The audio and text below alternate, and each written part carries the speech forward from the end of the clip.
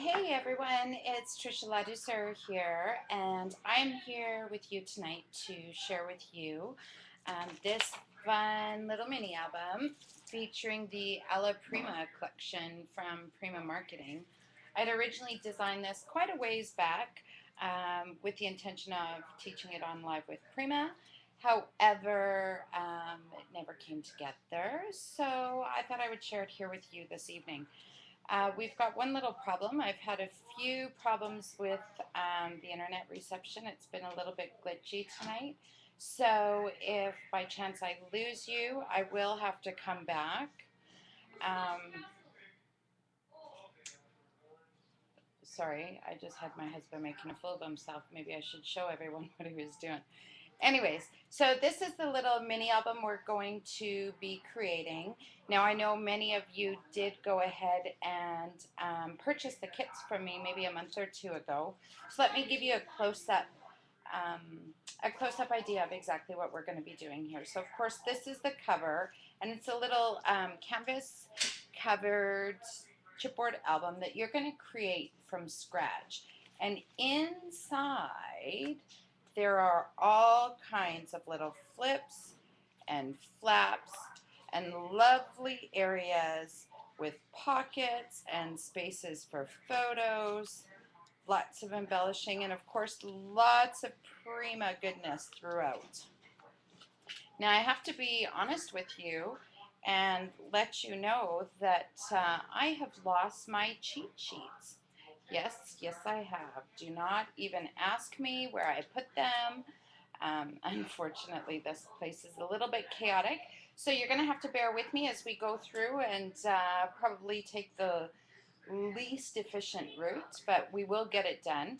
It is going to be somewhat lengthy of a class, so there's a very strong likelihood that we may do part of it tonight and then come back tomorrow. It is being recorded, of course, so you'll be able to come back and watch it when you get your kit if you don't already have it, and put it together at your leisure. I'll leave it up here on my Ustream channel, the Artsy Adventure one, and you'll be able to come back at any point in time and follow along. So let's kind of go through what you would have gotten in your kit. Now, I see there's a couple gals that have joined us here. Michaela made it, and so did Tracy and Sandy. Hey, girls. Oh, and I'm not sure who this other gal is, but oh no, Goldie. No, so maybe no one's here. If you girls are on chat, feel free to ask away. I need to update this. It was 39 days ago. Okay, I'm just going to do the Facebook. Just put that on there because it took me a little while to get the signal going here. It was not being very cooperative tonight at all, but it's just been that kind of day. So anyways, when you got your kit, you would have received a bag with some of the following goodies. You've got the Alla Prima collection, and in there, there are 1, 2, 3, I think there's 8 in total, 4, let's flip it over, beautiful papers. Love these golds and blues together with a hint of green.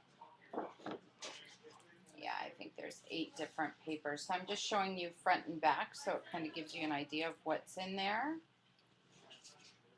That's the yellow on the back. And one last one. And then you would have also been given a piece of chipboard. Now this chipboard is actually going to be the foundation of our actual album.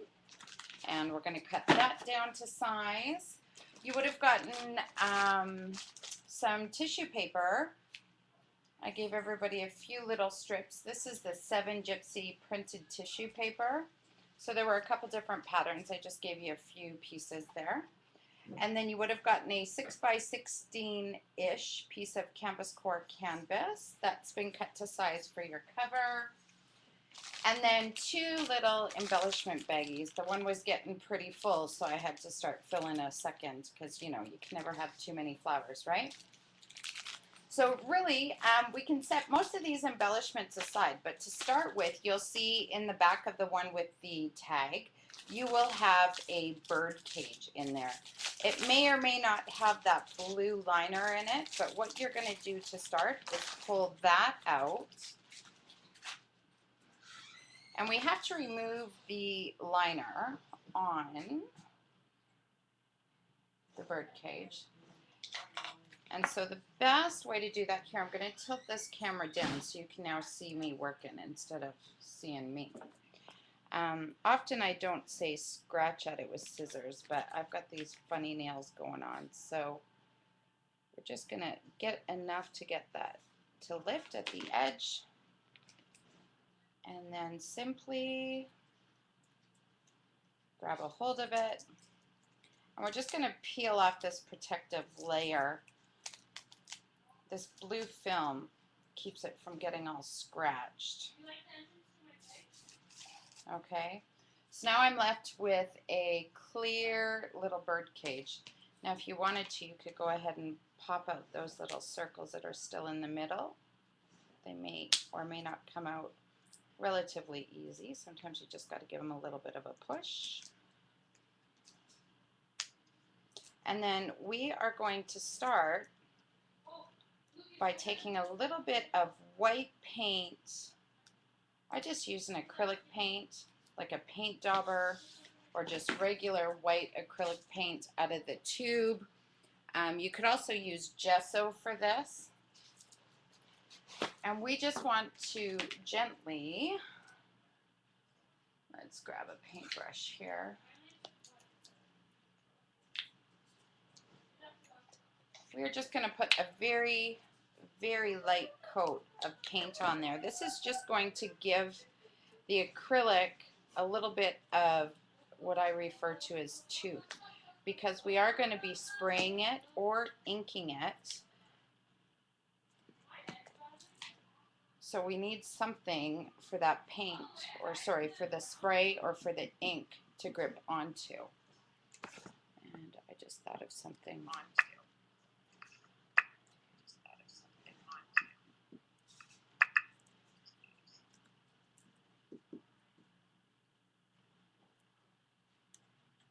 Just going to try something here. Just popping this out to get the chat up in hopes that I can see what you girls are saying. I see that there's a few viewers. Can someone just pop up and say hello on there so I can get the chat part going?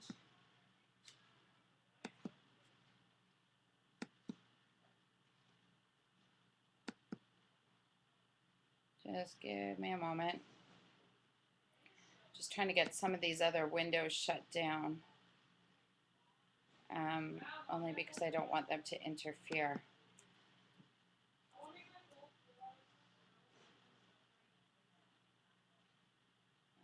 Okay, it's doing the wheelie thing, so I hope you girls are able to catch this. Anyways, I've just put a base coat of paint onto my little bird cage, and I'm not worried about it being perfect. Okay, I'm just dabbing it on there. And set that paint aside. And I'm going to put the bird cage aside to dry, because it's going to need to dry while we're working on some other goodies here. All right. Now, let's get started. And you, as mentioned, are going to have to bear with me, because I'm going to have to actually work with the forbidden ruler tonight, because I have lost my cheat sheet with all of my measurements. So I'm going to have to use this and measure as we go along so that I can duplicate it for you. So I believe we are going 5.5 by 7. So we are going to take our 12 by 12 piece of chipboard and cut it. Oh, a little crowded on this desk here today. Let's get rid of that. We are going to cut our chipboard into two pieces that are each 5.5 by 7 inches. So this trimmer should go through most of it.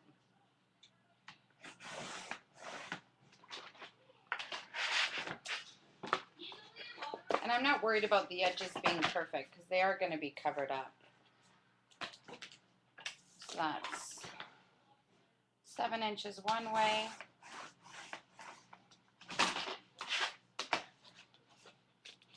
Let me just make sure that's right. Yep. 5.5, and again 5.5.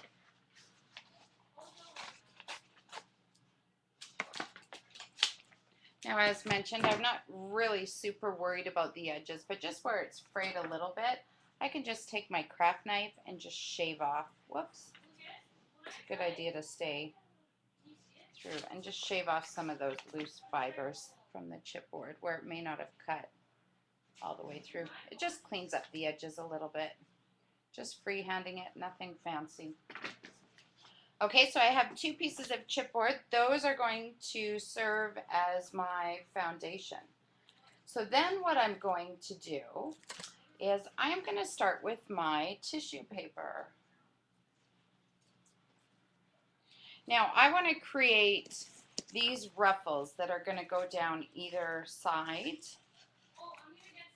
So what I'm going to do first is take a strip of adhesive. I like to use my red line tape. I find it to be super sticky. Find the end of it and just put a strip of it right along the edge of the chipboard, and I'll do that on both pieces.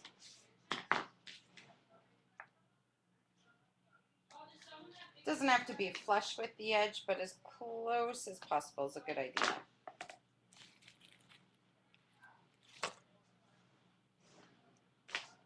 Then I'm just going to lift that end off.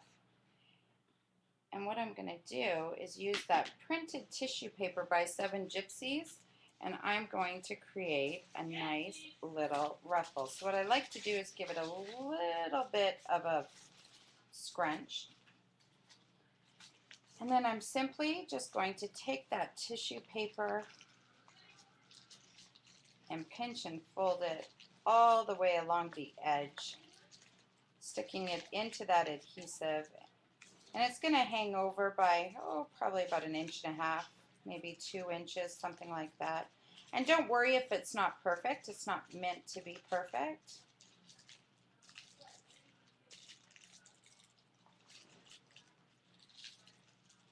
So we're just scooching it all on there. And then once you get to the ends, you can just go ahead and trim off the excess. So I just come at the back side and just cut a straight line, more or less. And then we're going to do the same thing on this other side. So you got to peel off that tape and take another piece of tissue, give it a little scrunch. Just going to straighten out that camera there.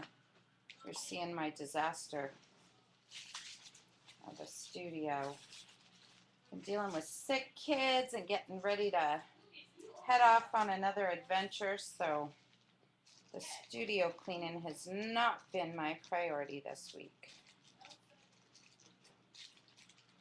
Alright, so I'm just creating another ruffle here all the way down.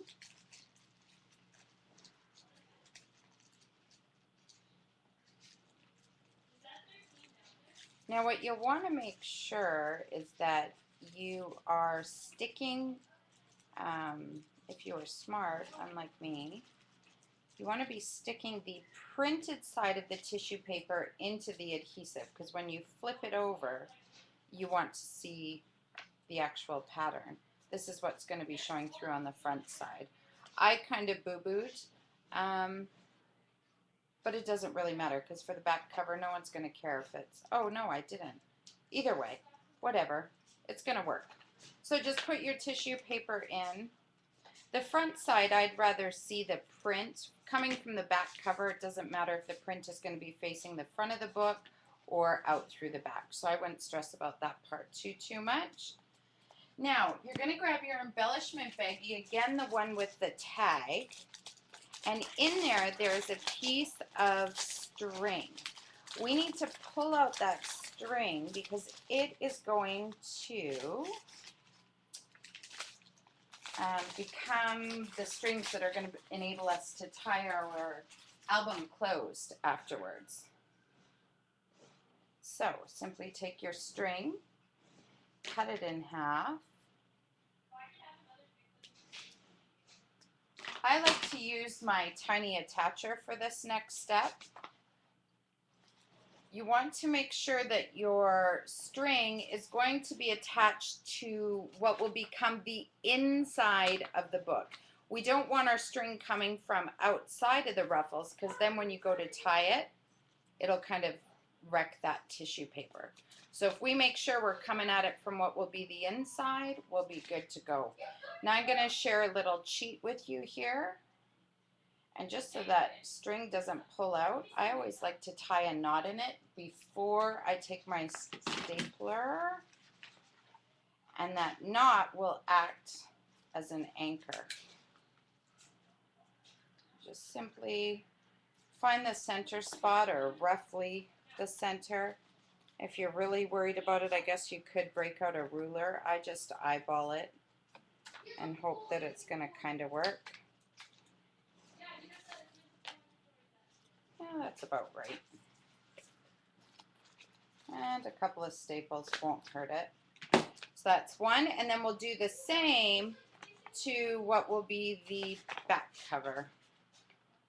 So we want to make sure that that tissue paper is going to be on the right side. Tying a knot again in my string, and halfway in I put a couple of staples again. So do you see that there? I've got a couple of staples in there just anchoring that string into place. As easy as that.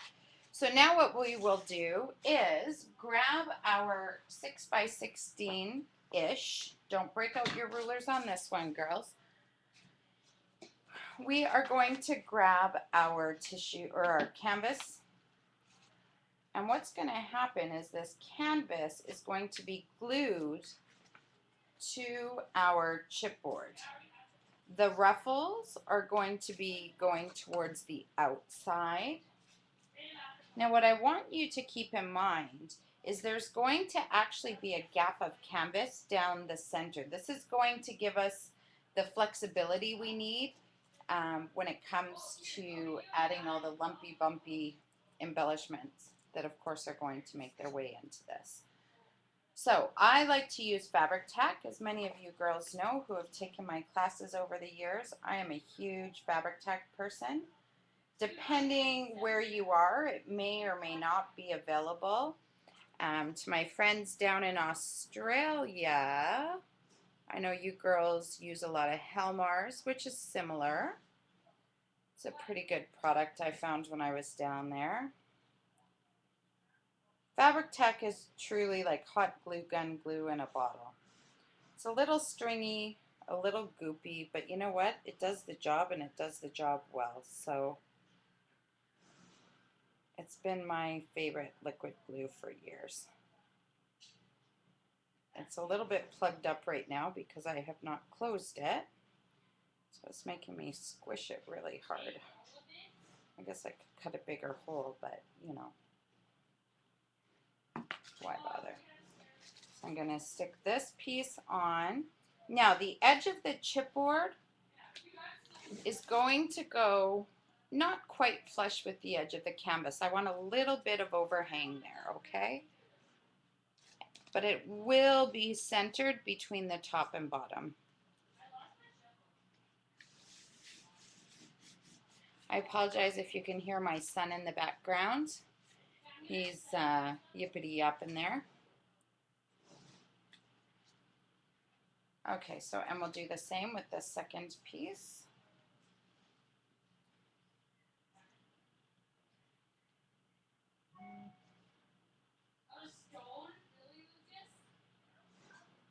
Hey Carter, I'm on. You need to be quiet. Sorry, girls. 12-year-old making lots of noise in the background.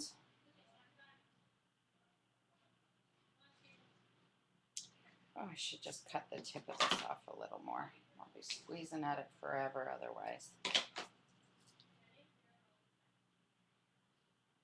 This is why you should always put your glue lid on, girls. Because it comes out as slow as molasses otherwise. If I wanted to, I could actually take some acetone and drop it in the glue, and that would actually thin it out. But considering I left the glue off the whole time I was in South Africa, we're doing pretty good. Or left the lid off the glue is what I'm trying to say. Geez, I'm not very good at multitasking today, am I? Speaking and working at the same time is not my strong point, apparently.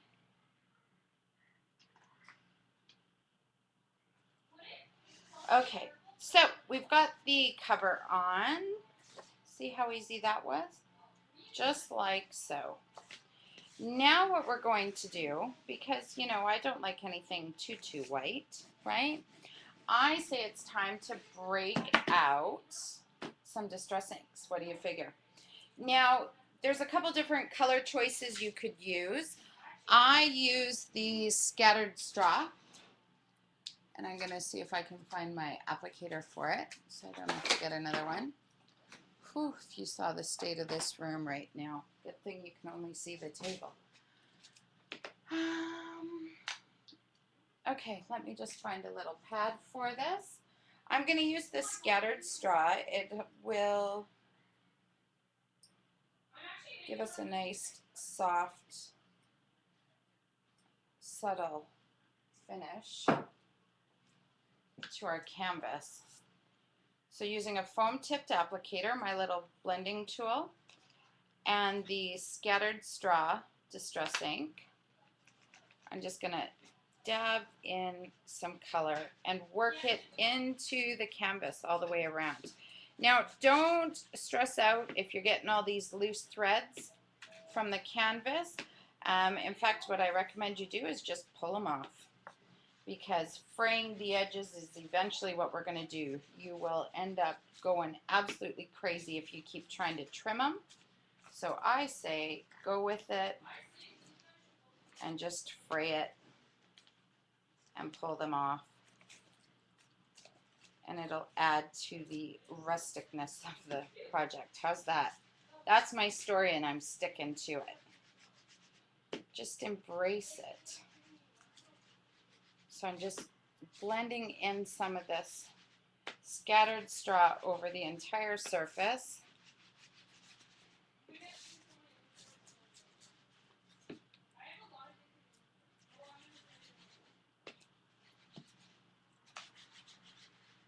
Okay.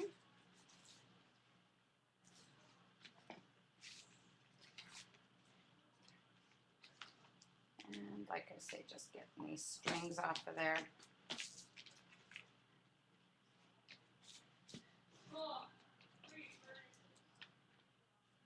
And when they get a little too hard to pull, that's when you can kind of just go in and notch them off.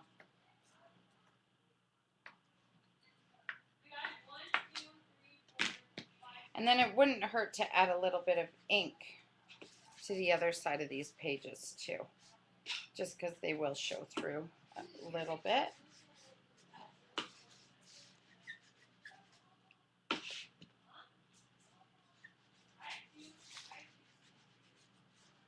Okay, see? There we have her. And like I say, you'll be pulling at these strings all night long.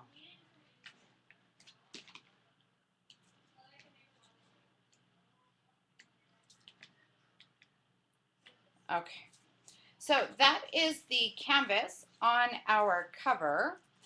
Now we are going to go through and start building some of these pages. All right. So starting, okay, let's see. Let's get out the blue and white polka dotted. We will, well, it's not really a white. This one is actually called, Ferrule. It's the blue on blue spots on one side and then the florally print on the other. So remember what I said about my ruler. You have to bear with me, right? Because I'm breaking out my ruler. I know the first cut is going to be, oh, actually it's not this one I need. Sorry. It is the one that's green on one side and this multicolored flower. Our first cut is going to be 5.5 inches.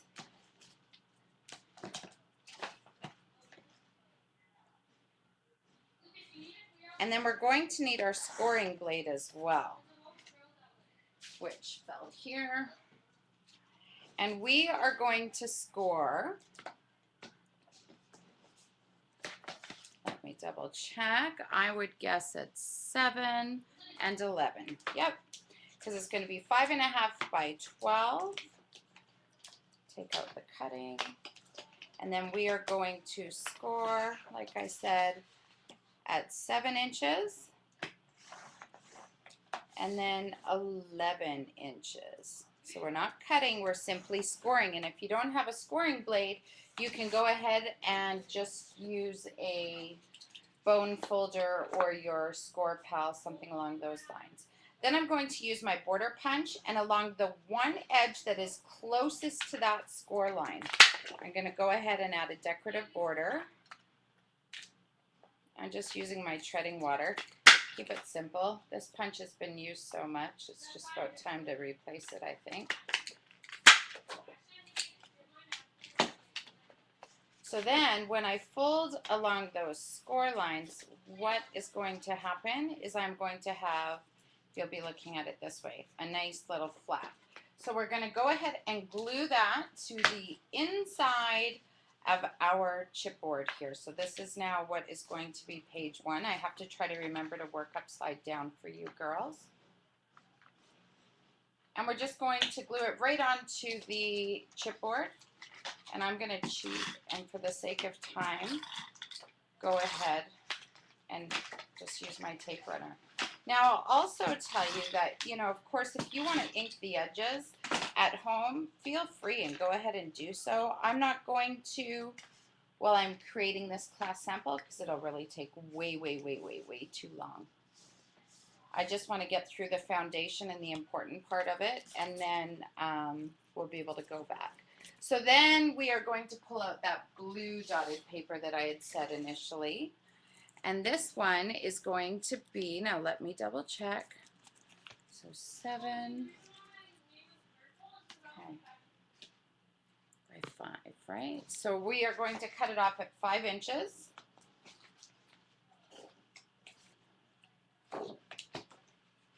Oh, gotta remember to take off the scoring blade.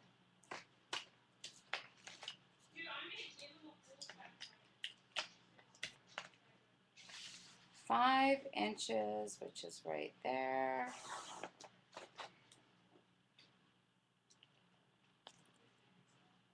And then 5 by, we are going to do this at 8. Okay, and then while we're at it, I'm going to need at least, let's take that 5 by 4 that's left and let's cut that into a 3 by 5, giving us a 1-inch strip. This 1-inch strip, we'll go ahead and punch it while we've got it here so we know not to throw it away.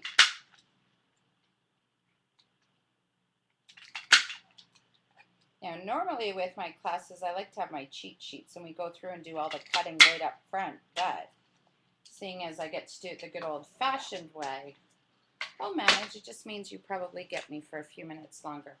Okay, so we have our 5 by 8 dotted piece of paper.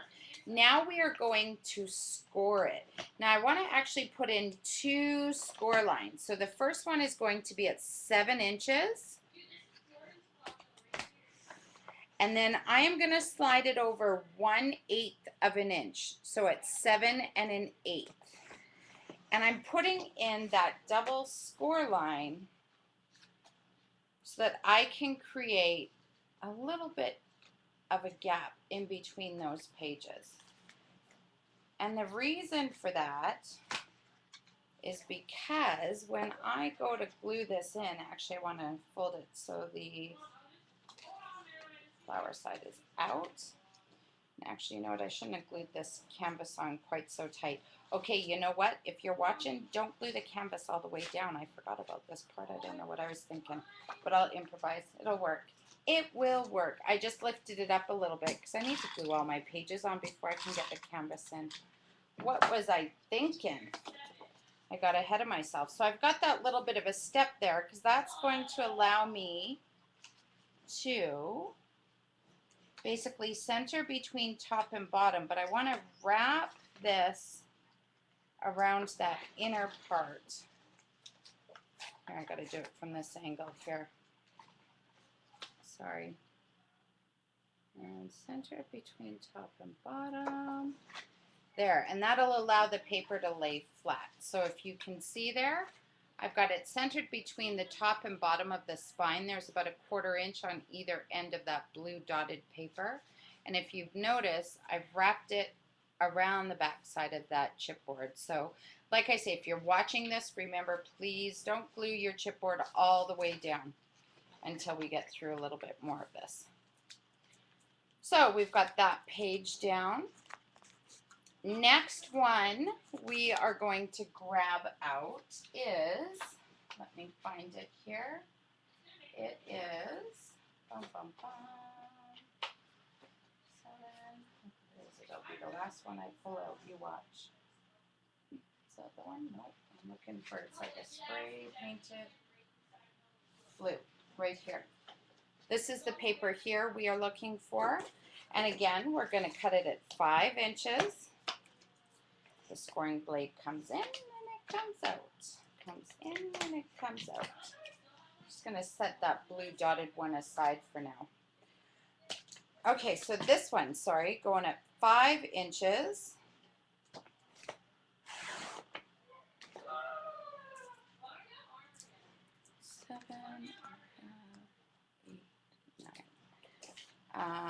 And then from the blue ends, so from the end with all the flowers, we want to line that up at 9. So it's going to be 5 by 9. Then I'm going to take that piece and I'm going to turn it around because now I need to score at this end. So I've cut it to 5 inches by 9 inches. Actually, no, I'm not turning it here because we want to have the score line along the left edge. I keep forgetting that I'm working upside down with you. So we are going to score it at 7 and then 7 1/2 and then 8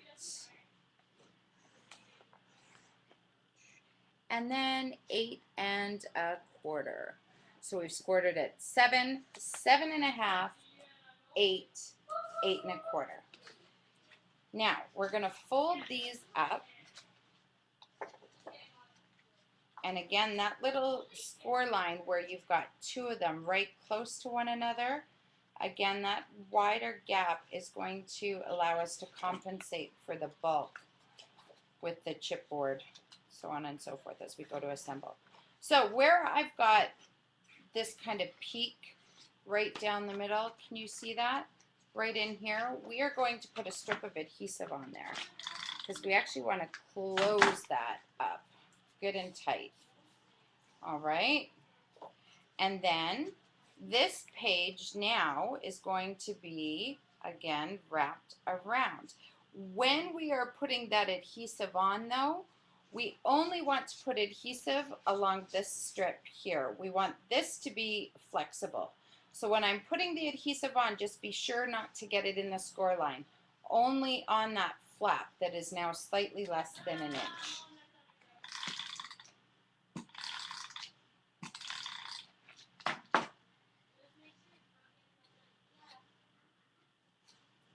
Carter, it's time to get off, buddy. Now, too bad. Kicking the kid off the computer in the other room. It's time to go.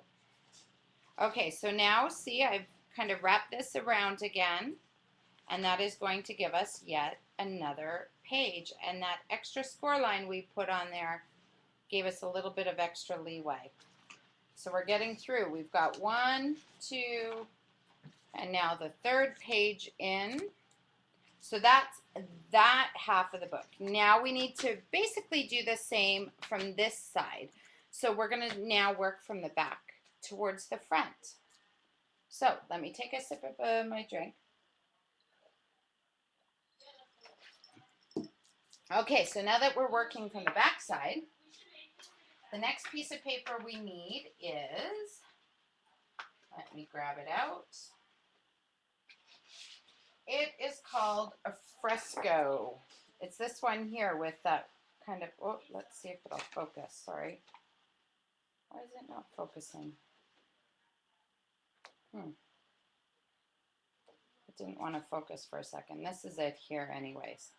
Okay, it's got the flower pattern in the border all the way around.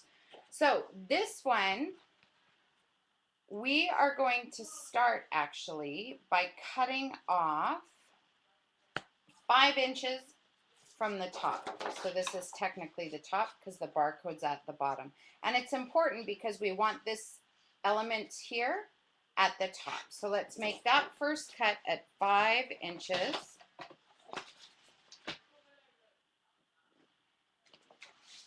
Just move that there. Oh, hold on, wrong blade again. Wavy. Okay, so that one's at 5. And then this next one is going to be, let's cut off the barcode.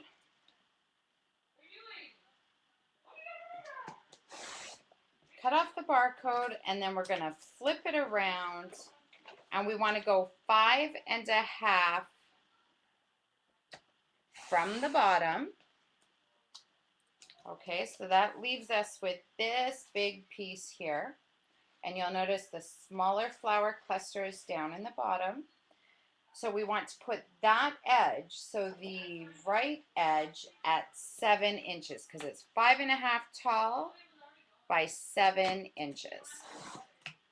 Okay, and we can set that aside. We don't need the barcode strip. Now we're going to break out our scoring blade and go back to that longer sheet of paper. And we are going to score this one at 6 inches. So we're just scoring it right in half. Now we're not going to fold it just yet because now we need to get out our craft knife. We have a little bit of fussy cutting to do. Hoping my blade is sharp. We'll soon find out.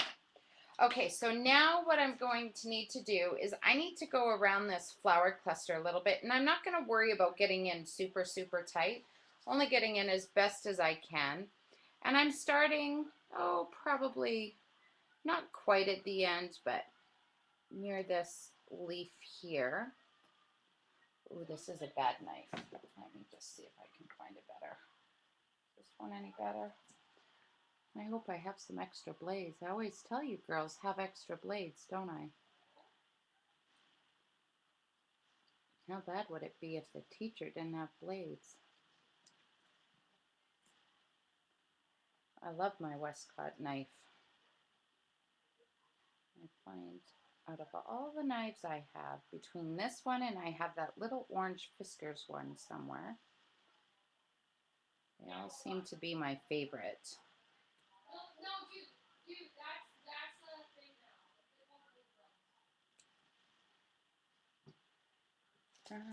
Sorry, I'm not really watching this chat here. Let's see if it'll, I'm just going to try to,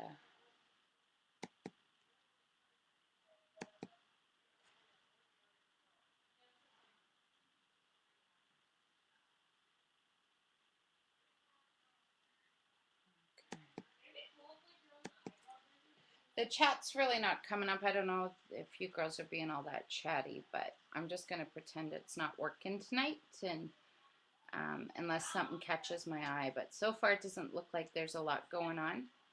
which is fine. And of course, if you have any questions at all with this, if you purchase the kit from me, I'm more than happy to walk you through and give you any information you might need. Just drop me an email or a Facebook message. My email is trisha.lado@gmail.com. So it's trisha.lado@gmail.com.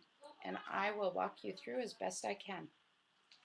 Okay, so I've cut around the flowers and leaves. Let me just make sure that it's going to come apart on this piece here. Do you see that? See how I've separated it? I have not gone right to the edges of the paper. I only want to cut a little slit, and it will make sense in a short little while.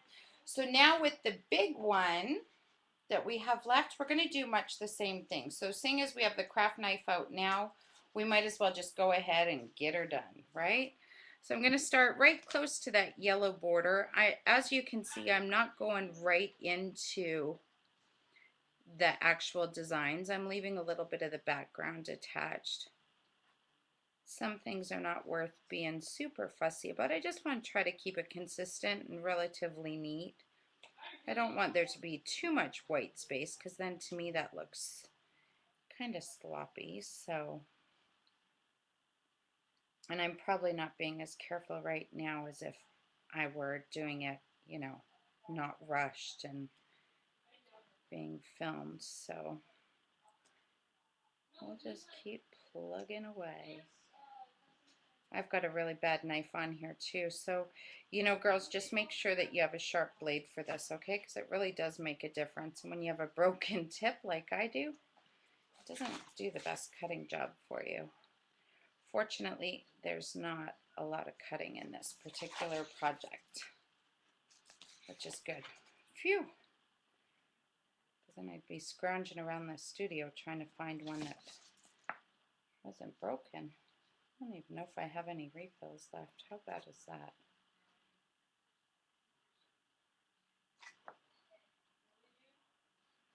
Oh, this knife is horrible. Woo, it's all over the place. See, what happens is if you break off that little tip, all of a sudden I lose all control of it. And that's what's happened, is the very tip is broken off. And so that, of course, is the part that's going into the paper and allows you to glide it through. But when that's gone, it's kind of more like taking a steak knife to your paper, I think. But that's all right. Almost done.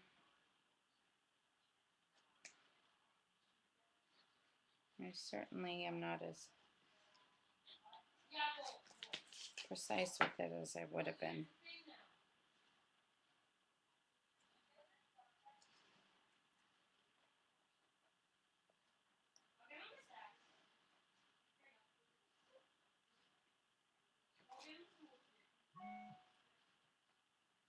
Okay, so I've basically gone end to end on here, just kind of followed around the outline of the different flowers and leaves, and as you can see, done much the same as we did on the other one, just left them attached. So then I can go ahead and fold this and set it aside for a moment. Okay, we're not going to need it just yet, but I just wanted to get it cut seeing as we had our knife out. So now what I'll do, going back to this here, this is what is going to be the inside of our back cover.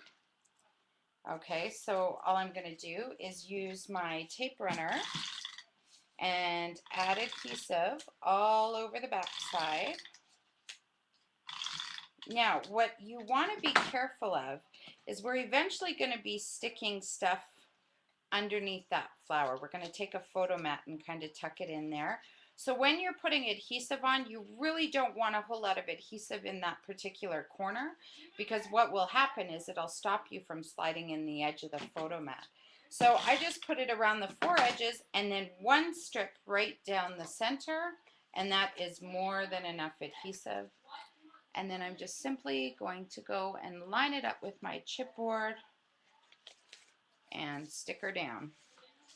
And as mentioned earlier, if you really wanted to do some inking, you could. I used the scattered straw on my original sample, but any shade of brown would work nicely, I'm sure. Okay, so the next piece we are going to grab out is, it's like a grayish background. It's called Aquarella, this one here. And we are going to cut it at 5 inches again. Let me just move this one out of the way. Put in my cutting blade.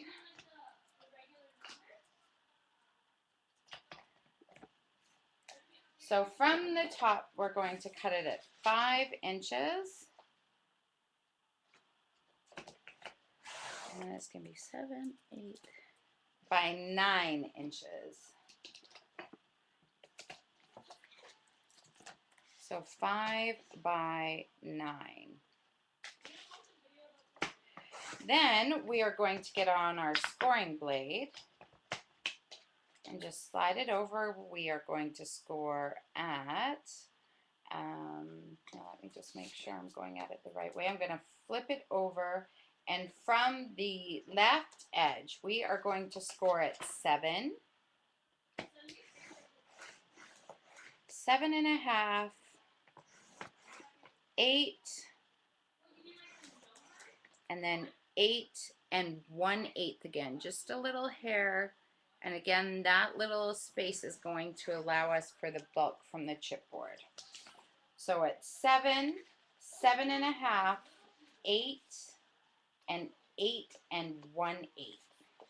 Ooh, say that 5 times fast. And so here's what it's going to look like when we fold. We're almost making like a little W. Do you see that there? So 7, 7.5, 8, and then that little line beside it is 8 and 1/8. So again, we want to put adhesive right down that middle part there, right in the middle of the W, so to speak. That's probably the easiest way to explain it.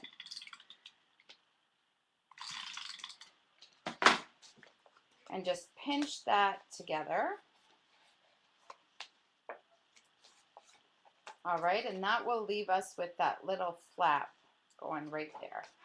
And then we are going to go ahead and, much like we did on the other side, just tear that back a hair. We need to put a strip of adhesive, but only on that 1-inch strip, because that is going to be wrapped around the back side of our chipboard, and that is what is going to grip on. And keep in mind, you want to kind of keep it centered between the top and bottom, right? Sometimes folding it.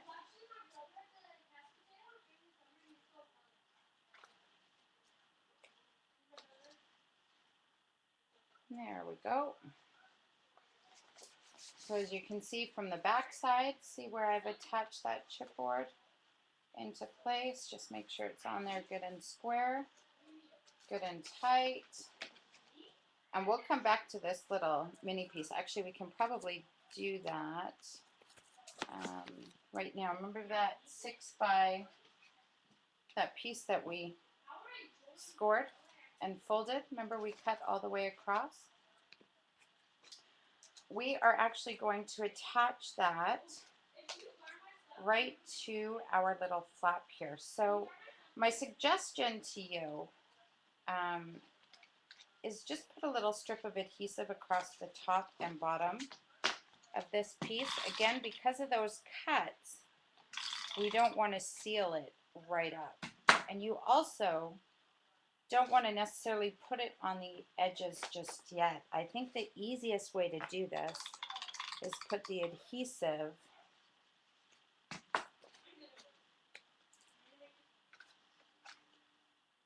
very carefully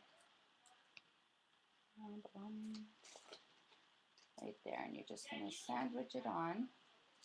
And once you get that side on, then you can go ahead and put a bead of adhesive flush with the edge. And then when you fold this closed, let it grip that little mini flap. See? So now we've created that extra little page, just like so. All right. Okay, we're getting through it. Feeling good. Oh, you know what I did? I put this one on upside down. Oh, no, I didn't. Hold on, I'm looking at my book backwards, and this is going to mess me up. No, I'm okay. Okay, so there we go. So next strip we need is the green striped on one side and it's beige on the other. This one right here. You already cut into it. This is the motif. It's the vertical stripes and then the tan on the other side.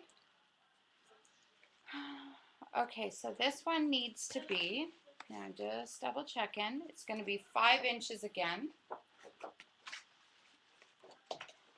5 inches tall, so we can go ahead and cut that. Once you put in the cutting blade. 5 inches by 7. 5 by 9, I guess, again, by the looks of it. 5 by 9. And then we're going to put in our scoring blade. And you guessed it, we are going to score at 7 inches, 7.5, 8, and then 8 1/8 again. And doing the same as we did on the other pages, we'll fold along those score lines to create that W-like shape.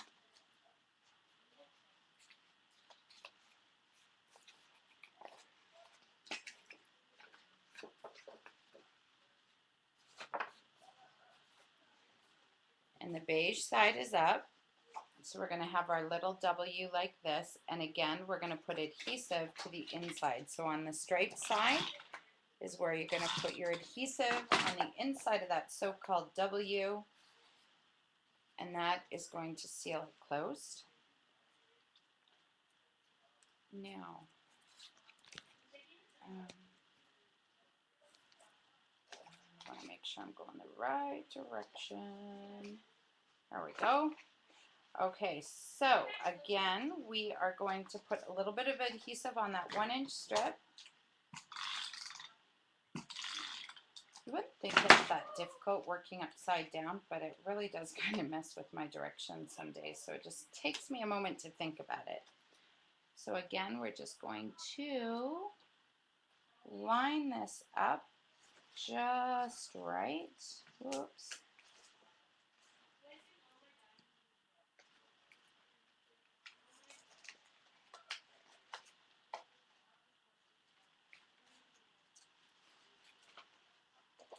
There we go.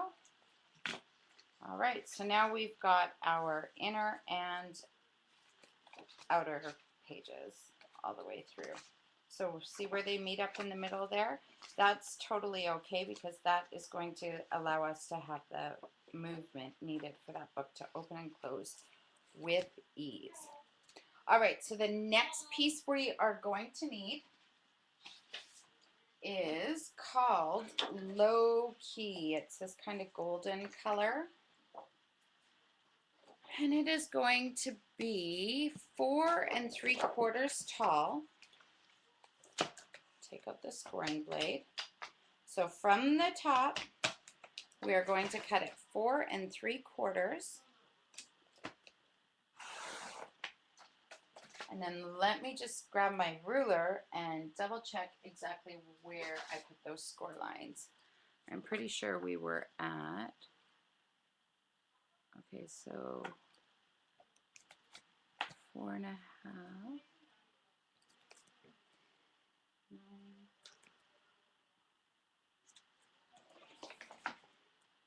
Score line here.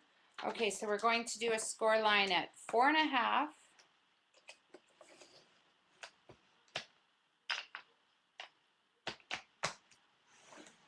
4.5, 9,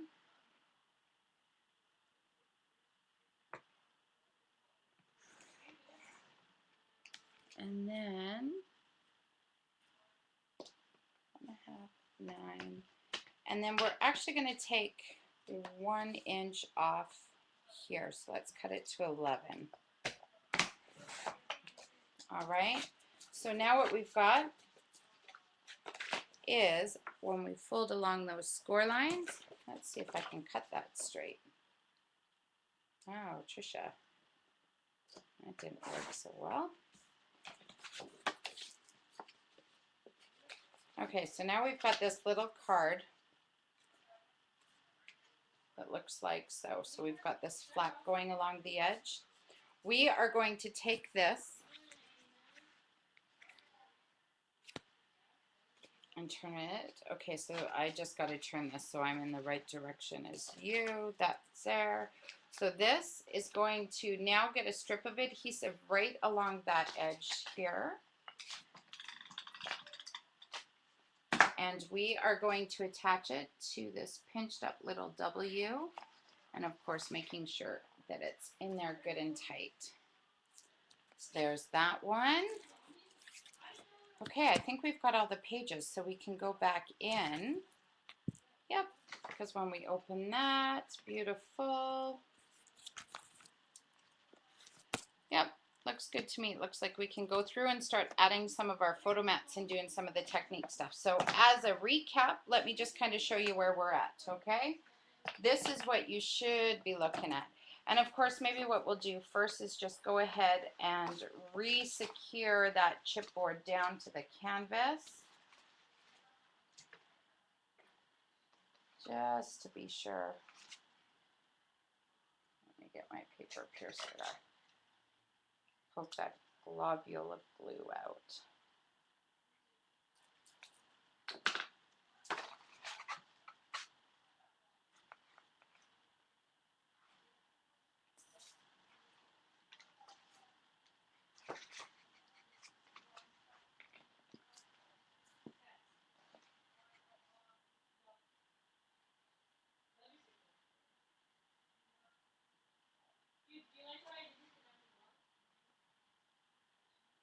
Just getting a little more glue on there.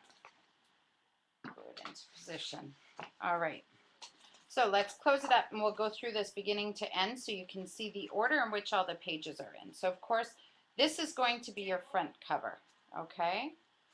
And when you open it up, we have our blue floral paper here with this little flap of a page. And of course, we'll be going in and putting our photo mats and everything else. I just want to make sure you've got everything in order. So 1, then we've got this smaller blue flower patterns paper. 2, the dots are on the back side.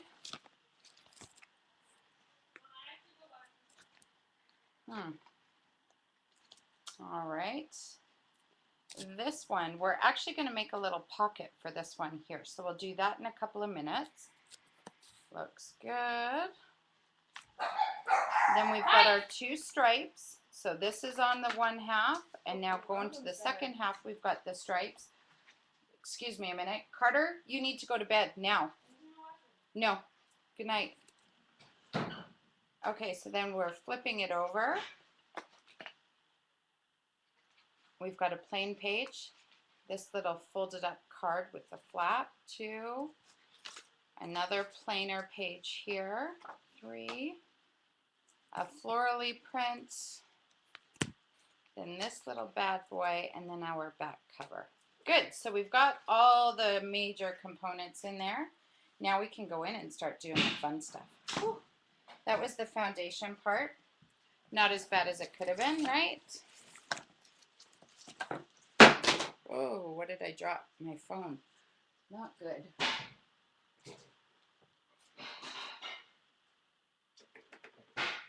Okay, let me just have a sip of my drink.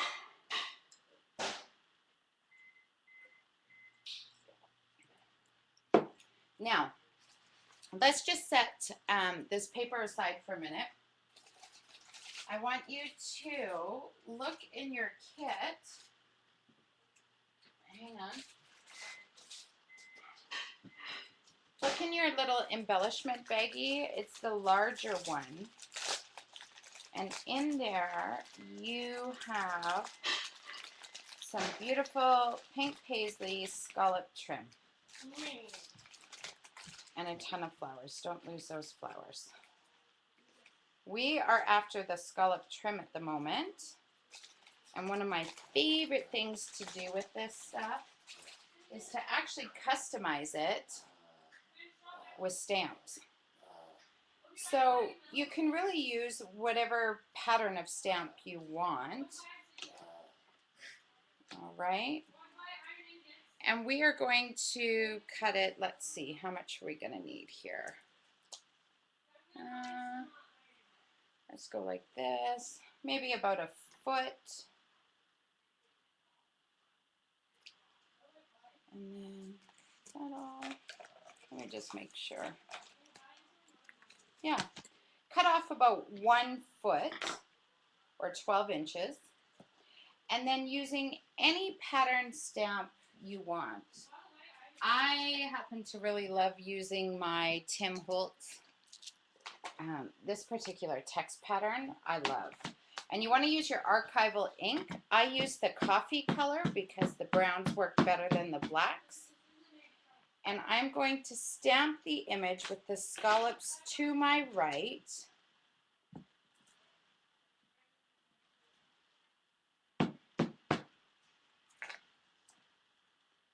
And I'm going to stamp it on that 12-inch strip. A little bit at the top where I missed it. There we go.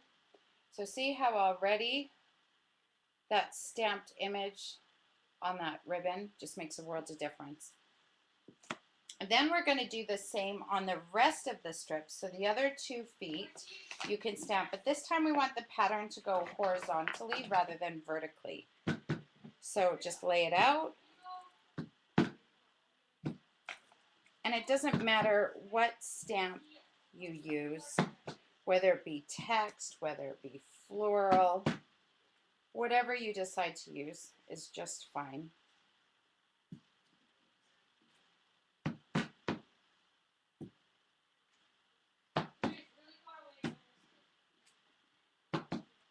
One more.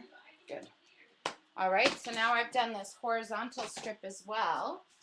Now just give me a second with the baby wipe just to get some of this ink off of here. So I don't get it all over my paper, right?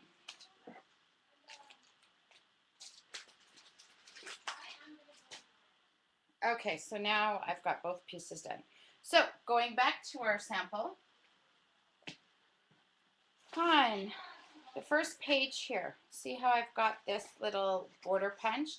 I actually want to take a strip of double-sided adhesive, and again, I like to use the red line tape because it is really sticky.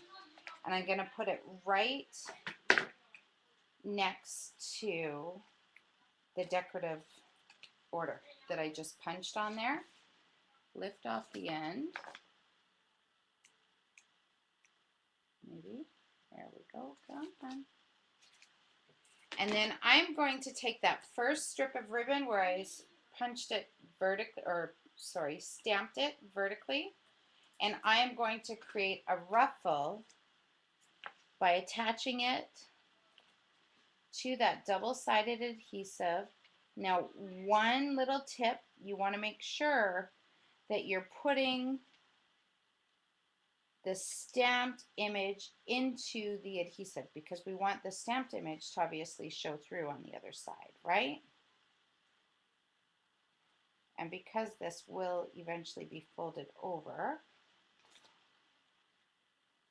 it's the best way to go about it. So just go ahead, press it in, create that little ruffle. I really like ruffles lately. So simple. Such a nice way to add texture and dimension to your project. And it doesn't have to cost a fortune. There, so I've created a little ruffle. Now I'm going to take a second piece and put that adhesive down so that I can seal that closed.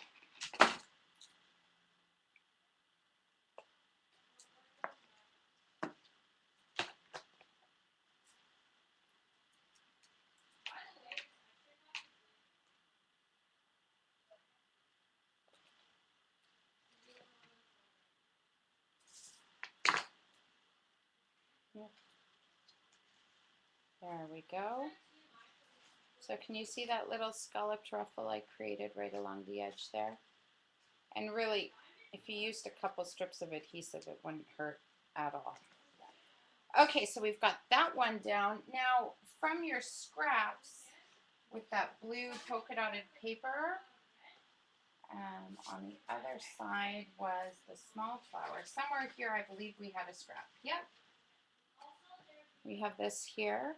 Now, I'm going to simply just make that a little photo mat in there.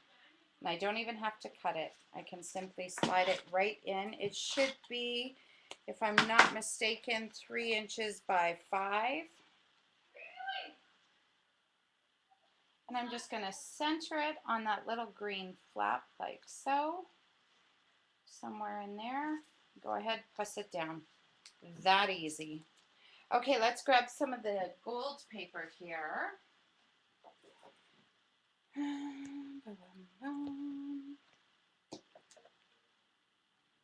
Okay, we need to do a couple things here. So we are, first of all, this one here, we are going to cut it in half at 6 inches. Okay. Now we can just set that aside for a moment, set one of them aside, and then we're going to go ahead and cut off the barcode. And this piece should be 7¼ inches. Yeah, so really we want to cut this pretty much in half here. So if we go 4 inches, actually cut it at 4. So the first one is going to be 4 by 6. Okay. And then out of this scrap piece, this is whatever that dimension is there. What is it? 3¼ Yes. So it's going to be 3¼ by 4. Put the little scrap there in case we need it. So now we have 2 pieces, 4 by 6 and 4 by 3¼ And those are going to be glued right to the center of those pages right there. Centered between the top and bottom. Like that.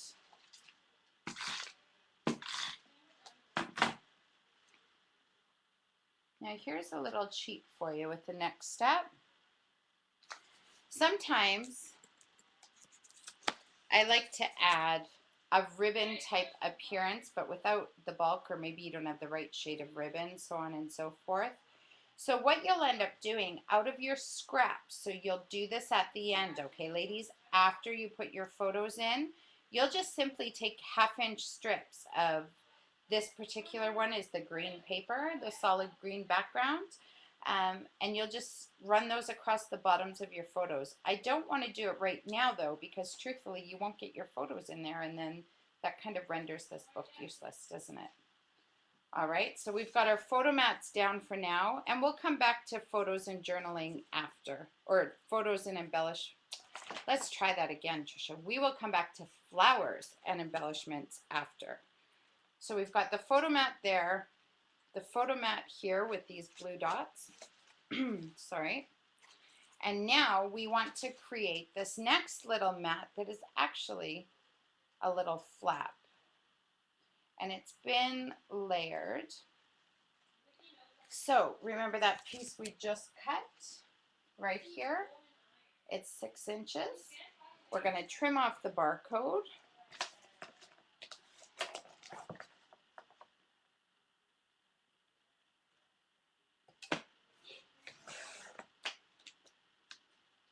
And it's 7¼ tall. So from the one end, we want to keep it 6 inches wide, and then we are going to score at 4 inches. So we're not quite scoring it in half because we want to be able to, when we fold it, actually have it so the one end is a little bit shorter. It's going to look like this. So the base of it will be 4 by 6. Then that little part that comes over is 6 inches wide by 3 3/4 right here. Okay, so then we're going to take our border punch and go ahead and punch that edge that's on the short side. So the one that's a little bit shorter, we're going to add a decorative edge to.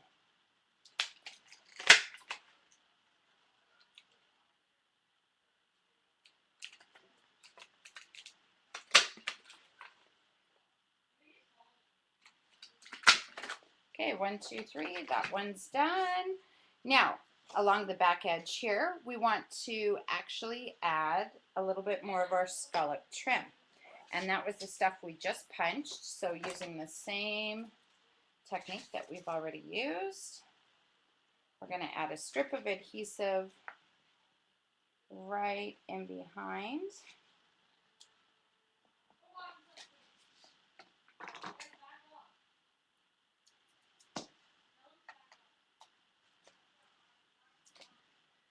So hey, just thought I'd give you a heads up here.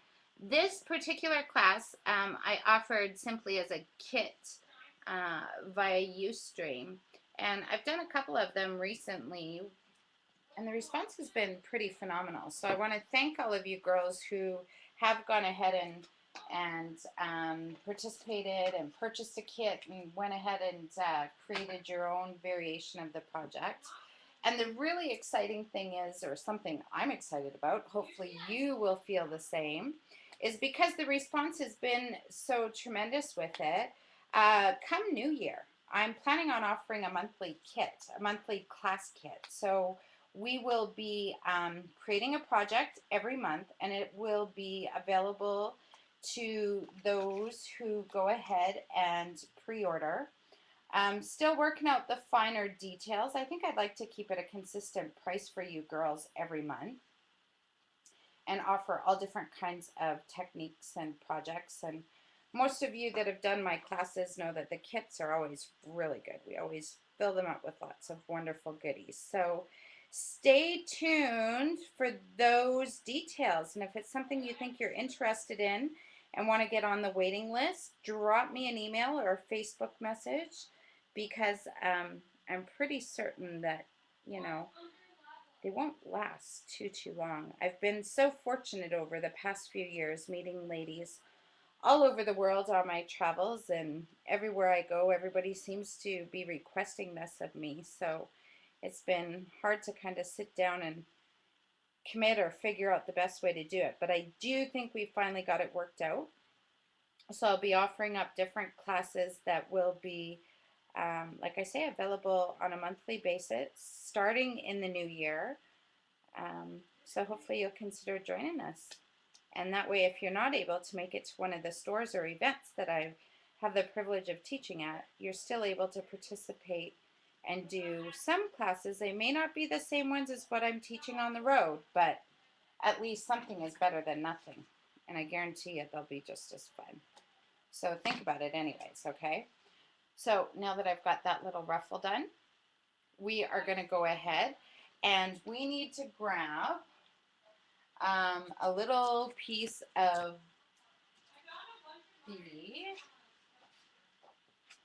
what is it called, Chiaro here.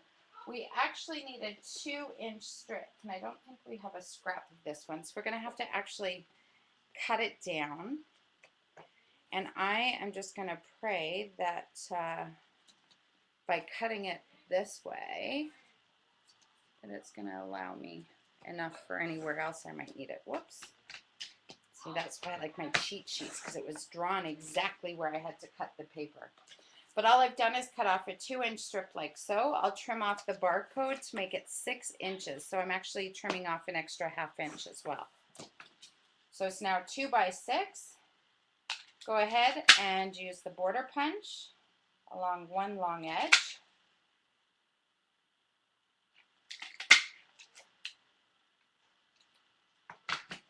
And then I am now going to position that punched border in behind that ruffle that I just attached, okay?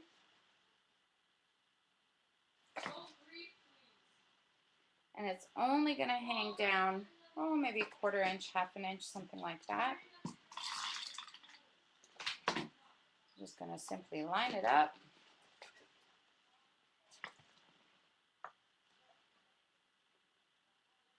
And then after I get this on, I'm going to do one more scallop border, just to bring it right into place. Okay, so see here, I've got that border into position. So I've got the punch gold, the scallop trim, the floral print, and now I will do one more scallop trim. So just repeating the whole adhesive thing again, right in behind the punch.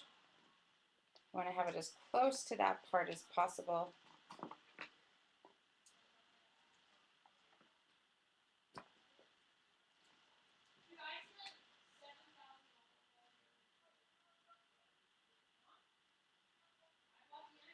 So you want to hear a good story? Well, it's kind of sad. I mean, there were some amazing parts of it. Many of you might know that a couple of weeks ago I had the privilege of going all the way to South Africa to share some really fun pink paisley classes with ladies that attended the South Africa Scrapbooking Convention. And first of all, let me tell you, of all the events I've been to, boy, oh boy, does the organizer there know what she's doing. Those girls were spoiled rotten. It was absolutely amazing. Not only for the attendees, but for us teachers, we were definitely honored and privileged to have been in attendance, that's for sure. But the really cool thing is we got to go to a place called Kichaka, which is a game reserve, not far from Port Elizabeth. I think it took us about an hour and a half or so to drive there. Right down in the other end of the world. Anyways, this reserve was unlike anything you could possibly imagine. It truly was a little piece of heaven on earth. Not only were the accommodations absolutely top notch, the food was wonderful, the staff were amazing, the rangers were so entertaining and knowledgeable and just really made our whole safari experience you know, something we will cherish forever. You know, the sad thing of all of this is, you know, well, the good thing, of course, we saw more wildlife than I think anyone anticipated seeing. I mean, tons of giraffes. We saw a pride of lions, so 6 lions. We're all together, and 2 ladies, 2 men, you get what I'm saying, 2 females, 2 males, and a couple of older cubs. Giraffes, elephants, hippos, you name it, cheetah, we saw it all.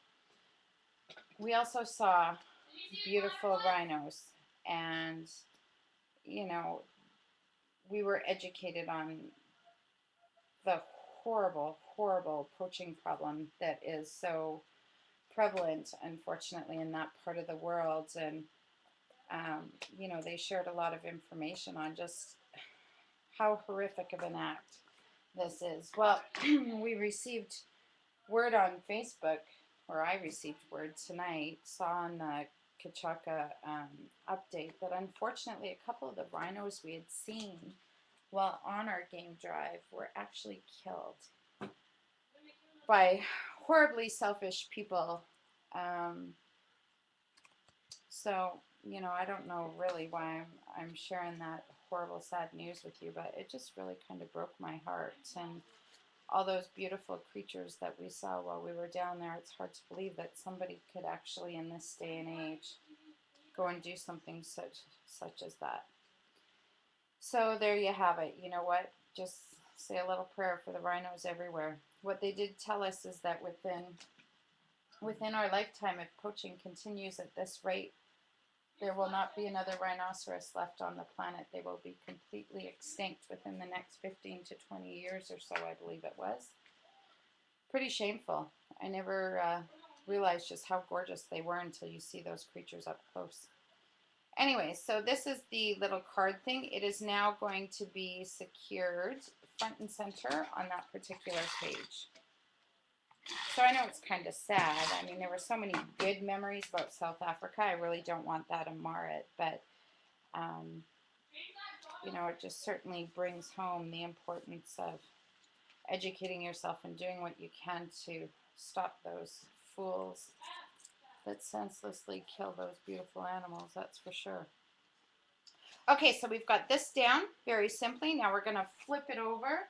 Now remember at the beginning we had that 1-inch strip and we went ahead and punched it. And I stuck it in my pile here somewhere.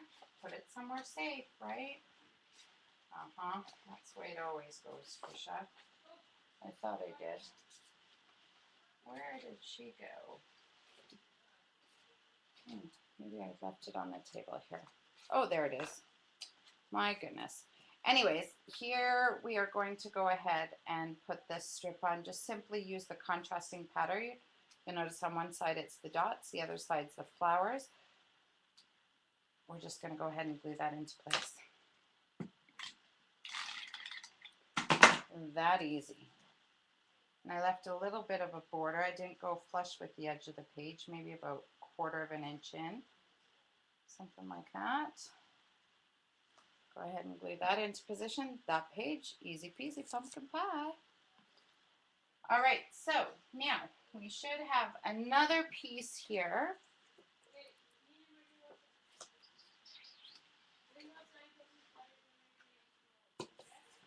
This piece here with the kind of stitching, for lack of a better term, around the edge. We are going to need that. And then we need a piece of this border here. So this one is currently 5.5 inches tall by 5 inches wide. Now we want to keep this corner here like so, okay? And we want this to be 4 inches tall by whatever the width is. So 4 inches, that means we're taking 1 inch off this end here. So this is what we're going to end up with. Okay, so let me just flick this back so I can see. All right, so we've got 4 by, what did I say that is? 5.5. That's going to go there. Then I'm going to take another strip of this patterned paper here. We had the border strip piece left, motif it was called. So we will cut it to 5.5 inches wide. And you don't even have to worry about taking off the barcode because we can glue that in behind. This edge here, we're going to punch the bottom. I wouldn't even worry taking off the barcode. Save yourself a cut. Why do it if you don't have to, right?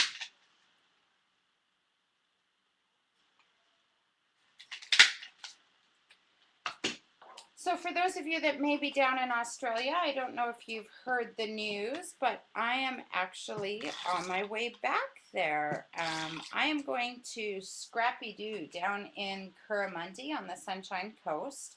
I will be there November 9th to 11th. The Artsy Adventure is going back on the road, and we are going to be having our holiday event. So we are actually going to be doing some holiday themed projects. Sorry, I don't want this hanging down quite so much. So I thought I'd give you a heads up if you're able to come and join us. It's an all weekend event. We have got fabulous Pink Paisley classes, Tim Holtz classes, and what's the other one? Oh, Cartabella. We are going to be using Cartabella in one of the classes as well. So that'll be a really fun weekend, and I hope you'll take it upon yourself to come and join us. Okay, so before we glue this photo mat down, in your little embellishment baggie you had a piece of green trim, and we are simply going to attach that across the bottom. Now it's up to you as to whether or not you want to use adhesive, or I think I'm actually going to cheat and just staple it right now. And we're just putting that right across the seam as I refer to it, of where those two papers join. Okay, and then just trim off the excess, like so. And then we can go ahead and attach it to the book.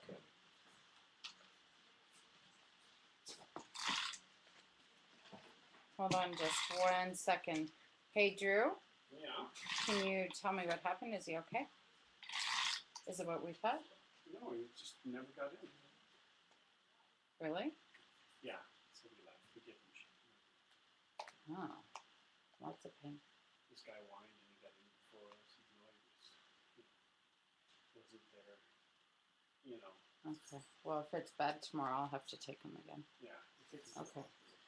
All right. Sorry, girls. My husband just got back from taking my son to the doctor's.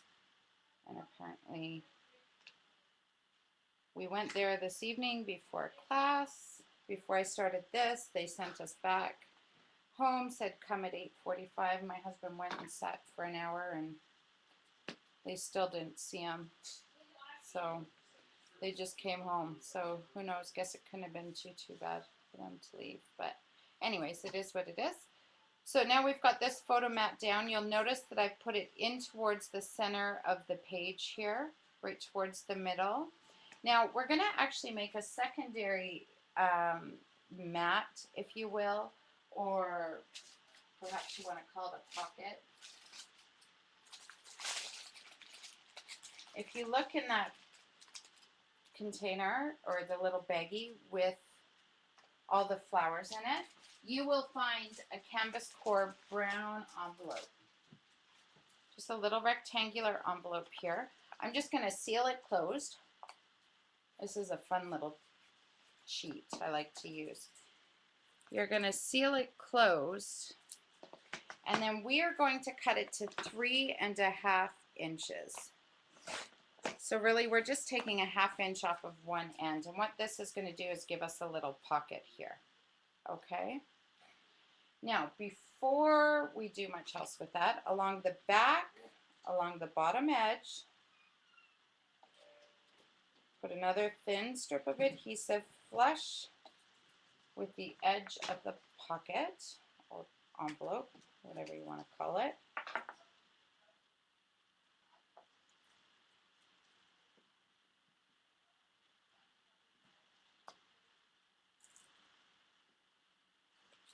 Okay, and then in that little, is it the flowery one? Hold on, you should have, I'm just going to dump these embellishments out now because, yeah, in the one with all the flowers, you've got all these different laces in there. And in there, you will find the lace that is white and relatively small. And you're simply going to press that trim or lace into that adhesive so that all that hangs down from the other side are the little circles. And then trim off any extra if necessary. So this is what you're ending with. See how that little lace trim hangs off the bottom of your pocket? And now what we're going to do, we need to take a 1-inch strip of our blue polka dotted paper. So let's see. We're just going to cut off a 1-inch strip. Hope we're going the right way. And then really it only needs to be 3 or 4 inches. We'll go ahead and punch it. Surprise, surprise.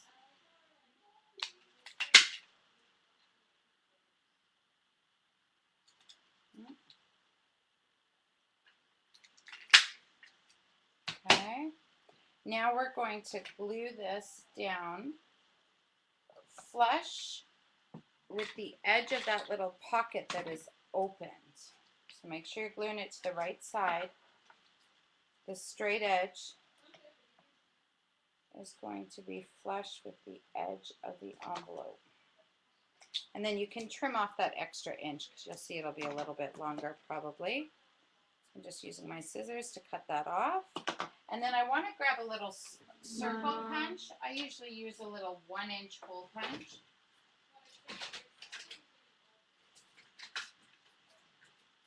There we go. And we're going to create like a little library pocket. So the easiest way to do that is I just take my circle punch, slide it in. You want to make sure it's centered between the right and left. And you'll notice that circle, I'm not punching all the way in, I'm just doing a little bit of a semicircle there. So once I get it positioned where I want it, simply give it a little punch, and that gives me that little notch in the top of my envelope there that will, you know what I just noticed? I did this backwards. Put my ribbon on the wrong side. Let me just change that up there. Because my opening should be on the right. That's what I get for doing this upside down. I told you. I knew it would only be so long before I made a mistake. Okay, there we go. Easy fix. So now we've got the pocket open, and I'm going to actually glue this into position. You'll notice, see where that pattern is printed around the corner? I want to make sure this little pocket is basically equally spaced in that spot. Ta-da! There you go. See how I've positioned that little pocket so it opens up on the right?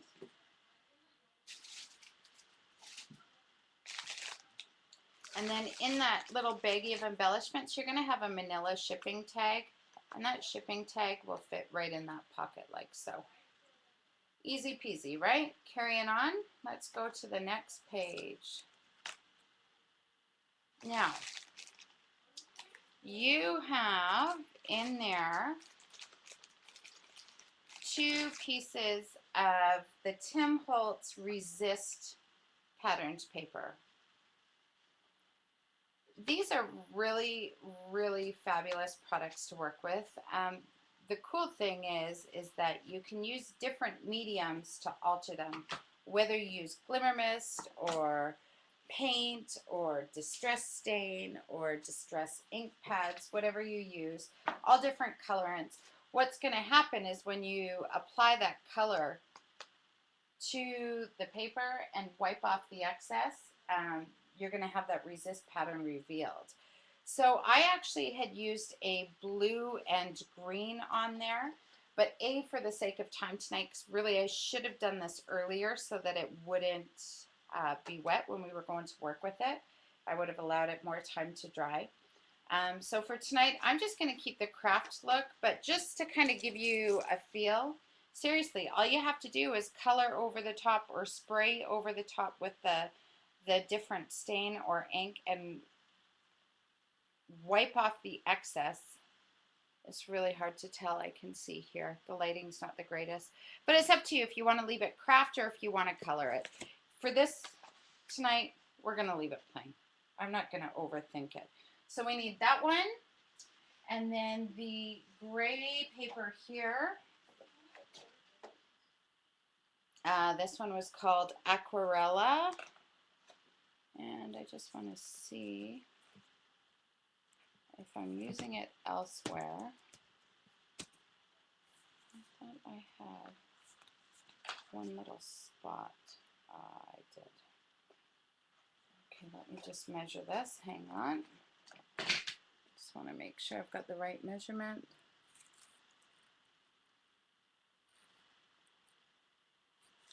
Okay, so first things first, we're actually going to work off of this side here.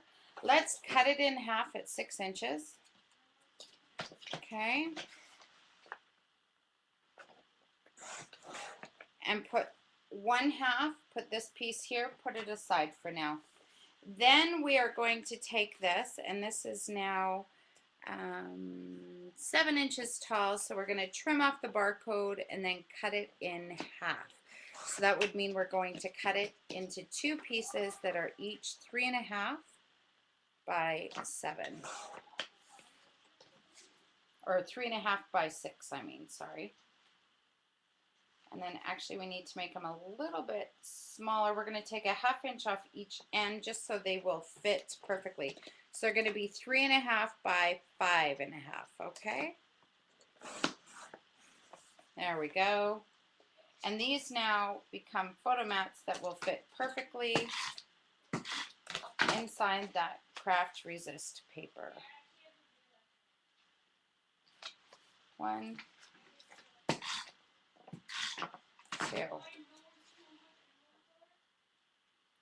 And then again, in your little kits of embellishments, you will have that beautiful blue Prima trim. We are going to attach this across the bottom. Now here's the important thing, again, because you're going to want to actually put photos on there. This may be something you wish to add later, or for the sake of still being able to slide your photo in after, instead of using adhesive, I'm just going to staple it, and that will still allow me to get things underneath, right? So I'm basically putting the seam of the ribbon or the trim along the seam of where the two papers meet, just to kind of hide that less than perfect. Uh-oh, of course I would run out of staples as I'm doing this, wouldn't I? Good thing I've got more right here. Let me just refill my tiny attacher real quick.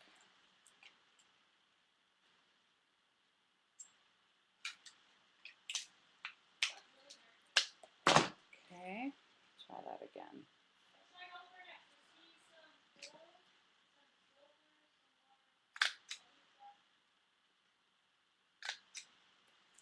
Oopsie.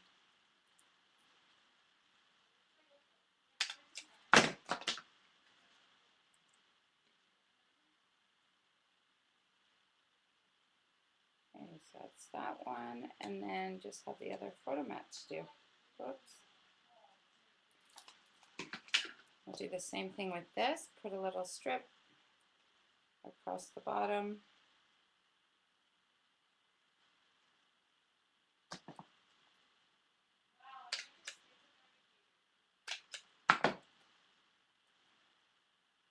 Bada bing, bada boom.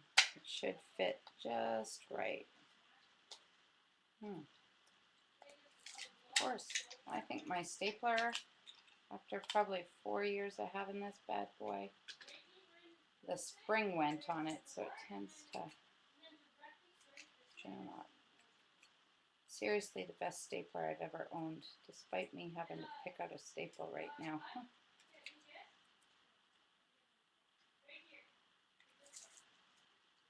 There we go. Got it.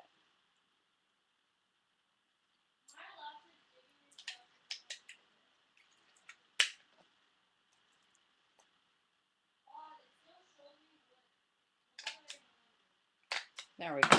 Okay, so I have 2 photo mats. I'm going to go ahead and just secure those into place using regular adhesive. And that's pretty much centered on the page, okay? 1,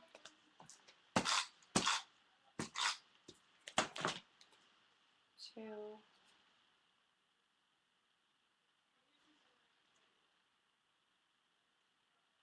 That's about right there. And we'll come back to embellishments after. Okay, so now we're going to do a little pocket or photo mat on this page here. So this time we need a paper, and I don't think we've used it yet. Nope, we haven't. This one is called Encaustic. It's the golden brown flowers on one side and the green on the other.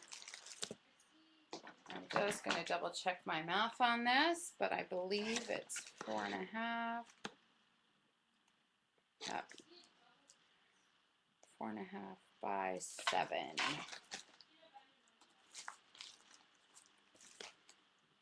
So what we will do here is we're going to actually make our first cut at 7 inches, because we're going to have another photo mat on the other page that's the same. So first cut's at 7 inches, and then we are going to cut at 4.5 and then again at 4.5.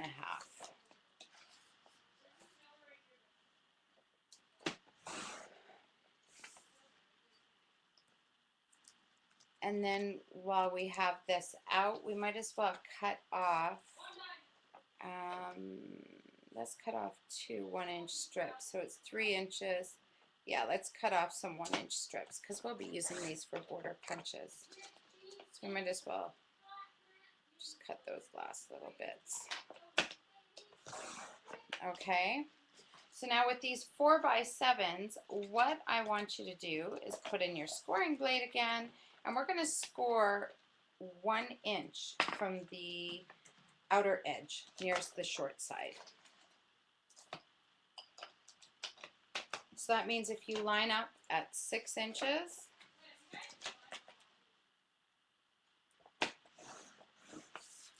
and do the same thing on the second piece, 1 inch in. And then you're going to punch those edges that are nearest the score line.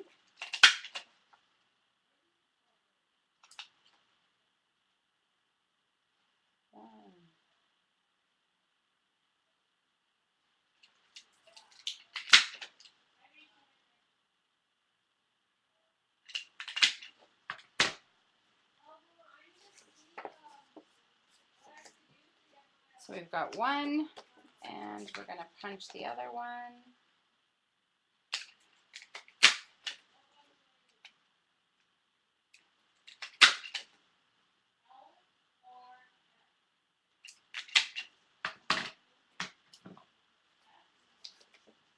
Okay, so we've got 2 pieces, and you'll notice how I just folded that little flap to reveal the punch border and the, coordinating or contrasting pattern on the other side there.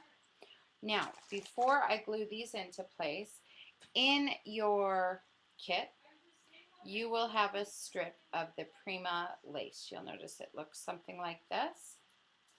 Guess what we're going to do? We're not actually creating a ruffle this time. We just want to actually glue this lace into place.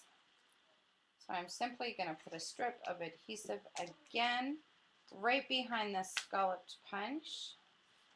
And the reason for that is it's a little easier, I find, to kind of guesstimate at how far out you have to have that lace hanging. Because if you're punching or if you're extending past the scallop, then it'll at least be seen.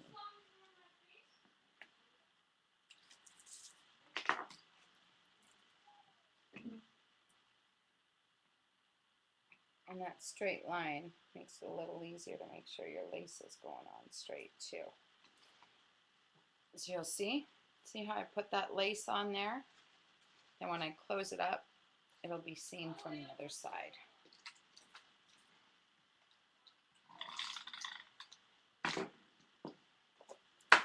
And then we're going to repeat that same step on the other photo mat for the other page. Okay. Now, let's do this before we actually put the mat down.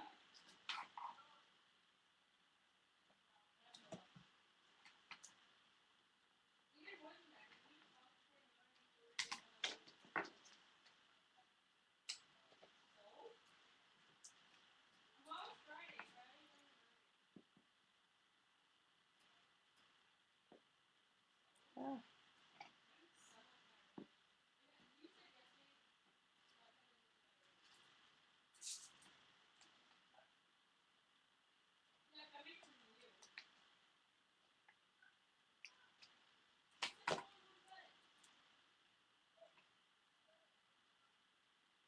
Okay, another strip of lace into place.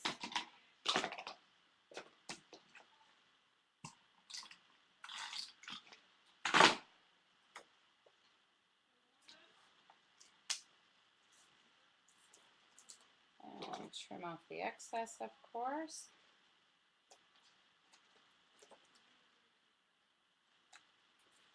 Now, when we go to glue these particular photo mats on, I want you to actually only put adhesive along 3 edges on the back. We don't want any adhesive on this edge because it's actually going to be a pocket, in which things will be able to go in and out.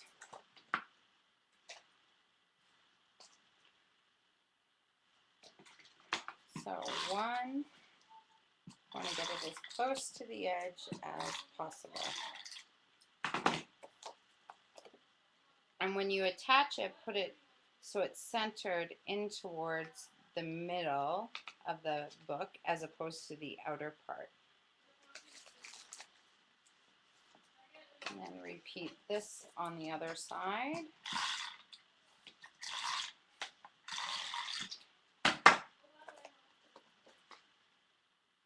One, two, three. Okay, good. So we've got that down. Now what we want is that same gold paper that we just cut. We are going to cut a piece. Let me double check. I am going to guess it's about, yeah, 4. Is this 4.5 tall? How tall was this? 4. Okay, so it's going to be 4 by 4.5 tall. So if we take this piece of paper here, make our first cut this direction at 4 inches. Yeah. 4 inches wide by 4.5 tall. Then you're simply going to glue that into position right to the center of this little mini card. So 4 inches wide, 4.5 tall. Now we're going to do something with this little border here. How about we start by getting our adhesive again, and we're going to hang that lace over the edge just to keep it consistent with the rest of the project or the rest of this layout. I think that if you do one thing, you should really try to keep it consistent and carry it on through the rest of what is going to be seen. So it's like border punches. Just because you have 10 different border punches doesn't mean that you should use them all in the same project.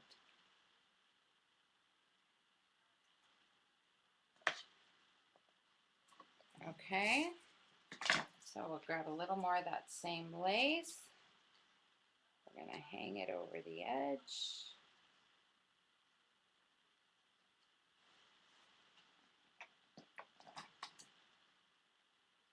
Trim the excess. Okay, and now remember how I had you cut those extra 1-inch strips here? We are going to punch one of those. Again, keeping it consistent, right?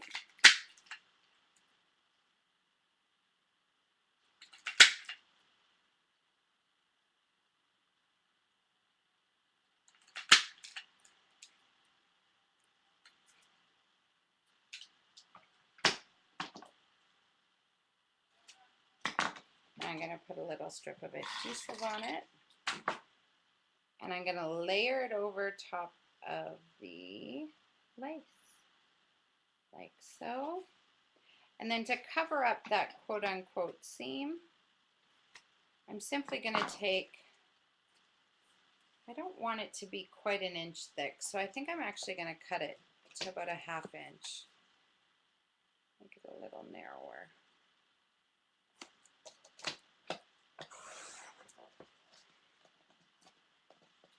And then I'm going to simply glue it into place, opposite side up. Ta-da! Bada bing, bada boom. So now we have the lace with the green scallop punch and then the little border strip going over across the top. Now when we flip that page over, we're going to do another little mat here. And this one, if I'm not mistaken, again, it'll be 4.5 tall. Let's do it 3.5 wide this time though. So taking the remaining piece of encaustic, cutting it to 3.5 wide. And 4.5 tall. Then we'll be able to slide that piece right in to position like so. All this prep work before we even get to the fun part of embellishing. That's okay, we're nearly there. We only have a couple photo mats left. All right, so now we can carry on to the last couple of pages here. The yellow paper, this one is called Composition. It's the vertical stripes, a lot of blues in there, and then on the back side is yellow, okay? Double checking. 4x6. So first thing we're going to do is cut a 4-inch strip off the top.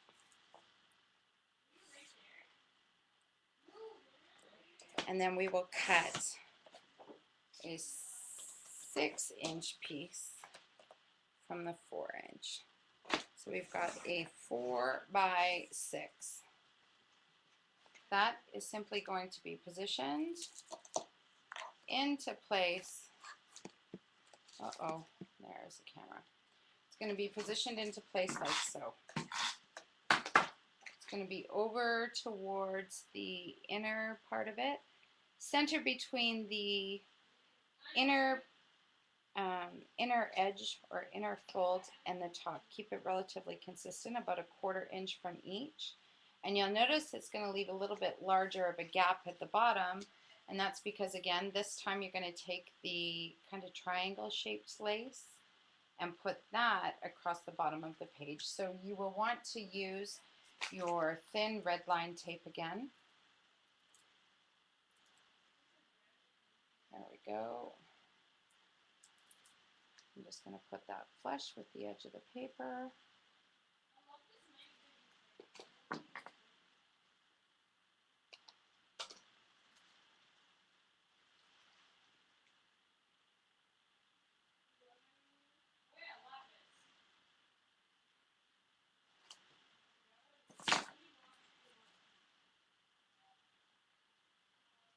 And simply press that trim into position along that strip of adhesive and cut off the excess. That's one side. Now on this other side, hang on, I got a funny thing going on with my computer. On this other side here, we need to make another yellow photo mat right here. And it is going to be tucked in behind. So I believe that needs to be only about 5 inches wide, but I'm just going to double check, of course. Yeah.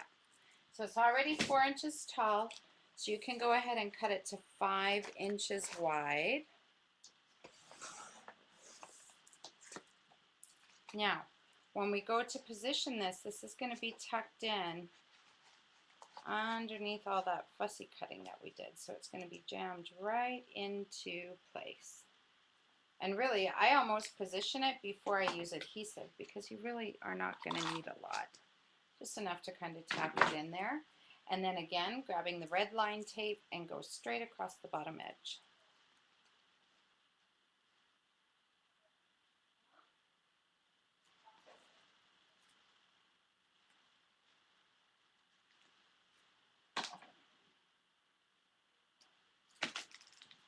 Now, as a reminder, I think I mentioned it at the beginning of the video, but of course, if you wanted to ink, you could go ahead and ink every step and carry on that way, but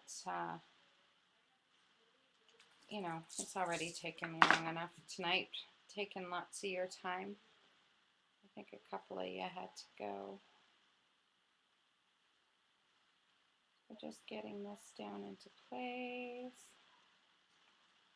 And that triangle trim, you don't want it hanging over the bottom of the page, so just be mindful of where you're getting it there.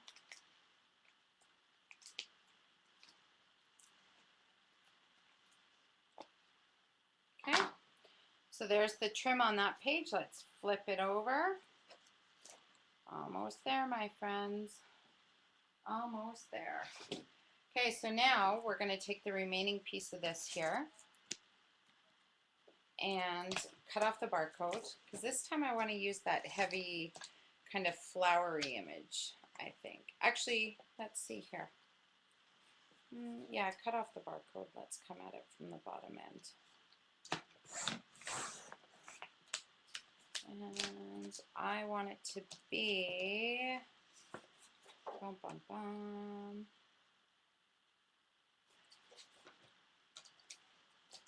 Let's cut off 5 inches from the bottom to start. Okay, we're going to do some funny cutting.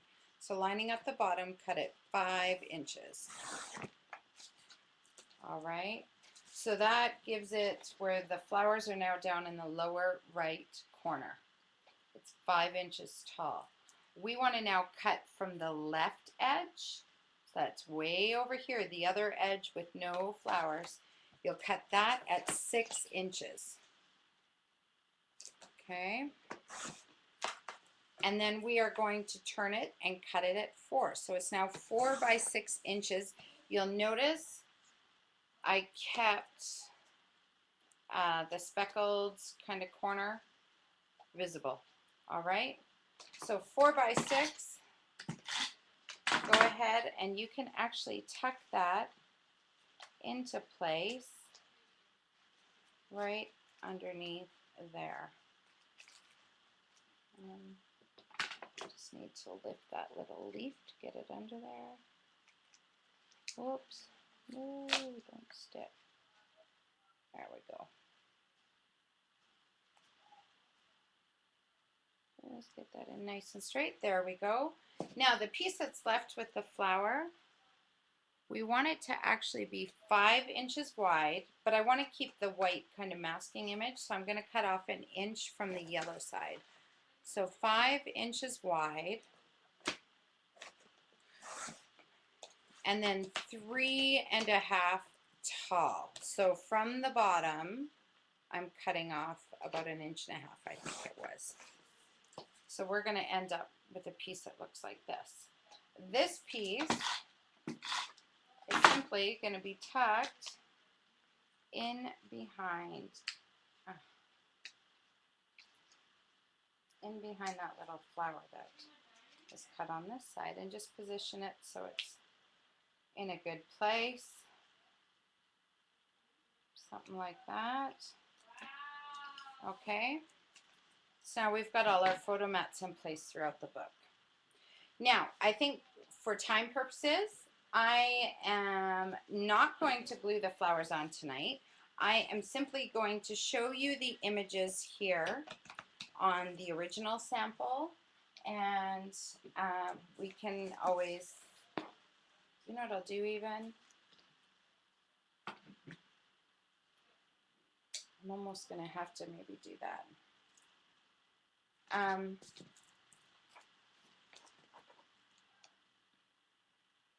What I'm going to do is take photos of where the embellishments are going to go. And to those of you that purchased the kit, drop me an email and I will send you those photos. And the rest of you, you can of course just go off this video here. I did make one more photo mat for the front. Why don't we do that real quick so that we don't forget. Remember I had said earlier we had a little piece of this yellow paper with the border at the bottom. Let's cut off the barcode. It's 6 inches wide. And I'm pretty sure we had it at 4 inches tall. Let me double check that ruler.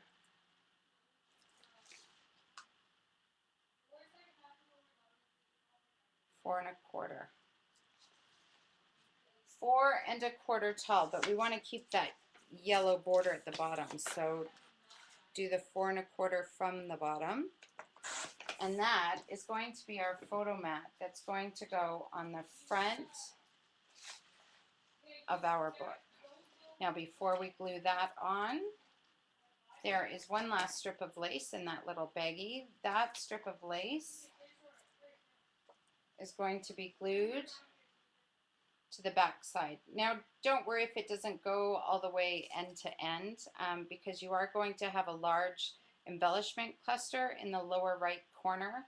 So I would worry about lining up the lace from the left edge as far over towards the right, but don't worry if it doesn't make it all the way there, okay? Because like I say, you will have flowers and such in that corner that's going to hide it. So just put my strip of adhesive.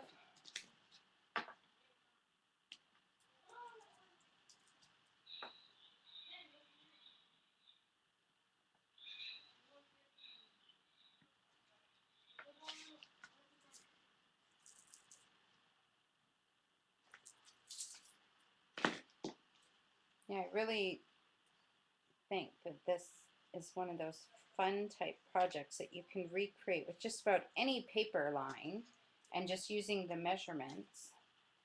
Here we go. See, I've hung the lace off, lined it up from the left edge, moved it all the way as far to the right. Doesn't quite make it all the way to that right edge, but I'm going to have a heavy cluster there, so it really doesn't matter. So this can go right on the front of your book. I'm just simply going to use my tape runner to apply it. And it's going to be over towards that right edge. Keep it as straight as you can, relatively centered. All right. Now, if you want, you can take another piece of this Chiaro. Now this was 4 1/4 by 6, so we actually need to cut it to 4 inches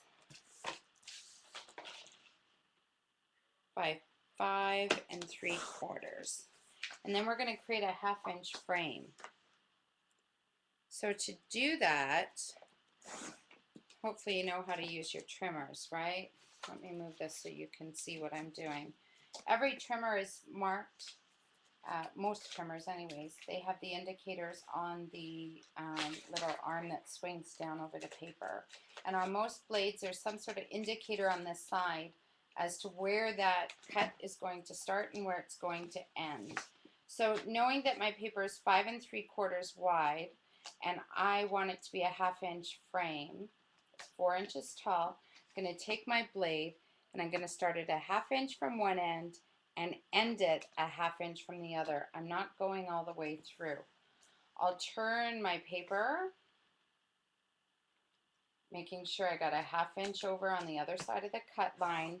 And again, I'm going to start and end my cut 1/2 inch from the top, 1/2 inch from the bottom.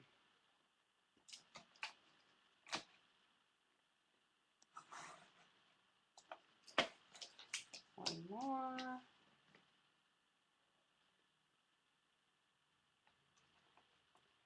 Starting and ending, 1/2 from the top, 1/2 from the bottom. And that, whoops, one more I forgot. Forgot one side. I thought I did 4. Maybe I did one side twice. There we go. All right, so that gives me a 1/2 inch frame. And that 1/2 inch frame can actually be popped up around. But this is why it's so important that I really don't want to add the flowers on now, because truth be told, you know, and that's with any Prima class I've taught over the past few years, 99% of the time you do not want to glue your flowers on until after you get your photos into place. So that's why I think that the best way for us to handle this is for me to give you a visual. I'm going to walk you through what it looks like, page by page, step by step. And like I said, for those of you that purchase the kit, I'm more than happy to email you the close-up images of the actual photo clusters so you can build it, which is probably a little bit easier to go off of anyways. Let me just put on that photo mat. But if we put on all the flowers on right now, you will not get your photos on there, and it'll be another one of those mini albums that sits there and never gets finished because, you know, you don't want to rip it apart to put the flowers on. Let's pull out that bird cage from the beginning. Remember the bird cage we put paint on? You can do a couple things to color it. Either you can use glimmer mist or stain, paint, whatever you really want. In this case tonight, I'm just going to use a little bit of vintage photo distress ink. And just because I don't want it super white, I just want to age it a little bit, right? You can use whatever color you want, but I just happen to have vintage photo handy. So what you'll be doing is gluing on your bird cage, and then you have a ton of different flowers and embellishments in your little baggies that you'll just be building your clusters as you go along. Now, you have both little baggies, and it's because, you know, I ended up giving you more as I went ahead. Initially, I designed the kit and then did the project, and then I'm like, no, they need a little more. So I gave you a little more. But I want to show you this. You all have one of these beautiful, beautiful vintage buttons, or not buttons, little metal works of art. They're extremely detailed. They're absolutely gorgeous. They're actually quite pricey to go and buy them, but they're worth every single penny. I absolutely adore vintage. They have gorgeous stuff. But what's really cool about this is I wanted to give the butterfly a little bit of depth and dimension. So if you grip onto that body, you can actually manipulate those wings because it is a little bit softer of a metal. So if you just gently work at it, you can kind of bend and curl those wings. So let me explain this front cover for you, okay? We've got the frame on with the lace. Now you're simply going to build your cluster. So you're going to put your bird cage down. I actually have it layered with one of the Prima fabric. This was like a fabric trim, one of the flowers, and you just trim off that excess netting off the back and build your clusters. You know, your flowers may differ from what's shown on mine. Okay, I just put handfuls of flowers into everybody's kits. But just so you know, like some of these roses and such, I like to layer them. So by simply taking a big flower, a small flower, and then using one of the roses as a center, you can just poke that stem through. Usually, you can poke it through. Oh, come on now. I am so not coordinated anymore tonight. There we go. So just poke the rose stem through the holes on the flower, and then you can just fold that wire back and then glue it into place. Just build your layers as you wish. And you know, truthfully, this is something that's kind of personal preference, right? So you'll build your bird cage with the flower up at the top, and then you're going to have your little butterfly glued on off to the side. Let me show you here. See, we've got our bird cage, our flower cluster, and the butterfly. Down in the bottom corner, and I'll hold it so you can take a screenshot, there is a huge cluster of all different sizes of flowers, as well as the little bird's nest that was in your kit. Okay, your eggs might be a different shade of blue, but you know, really doesn't matter. Nobody's going to know. I won't tell them if you don't. But again, different sizes of flowers. And one of the biggest tricks I always like to tell people when they're working with flowers, imagine working in a garden. No two flowers are the same. All different sizes, shapes, colors, textures, different types of petals. You know, so feel free to change it up and mix them in a little bit there, and it'll look a little bit better, I think. So that's your front cover. Very easy. On the inside, oh, I lost screen here. Oh, let me cancel this. Hold on.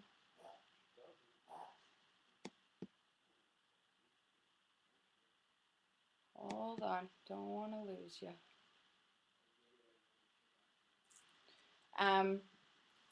On the inside here, remember I told you you're going to use little strips, little leftover paper. You need to put that down once you get your photos in. Another reason for why we are not doing the physical embellishing tonight. And then I simply put in one of the little turquoise fabric flowers and a couple of little roses. That easy.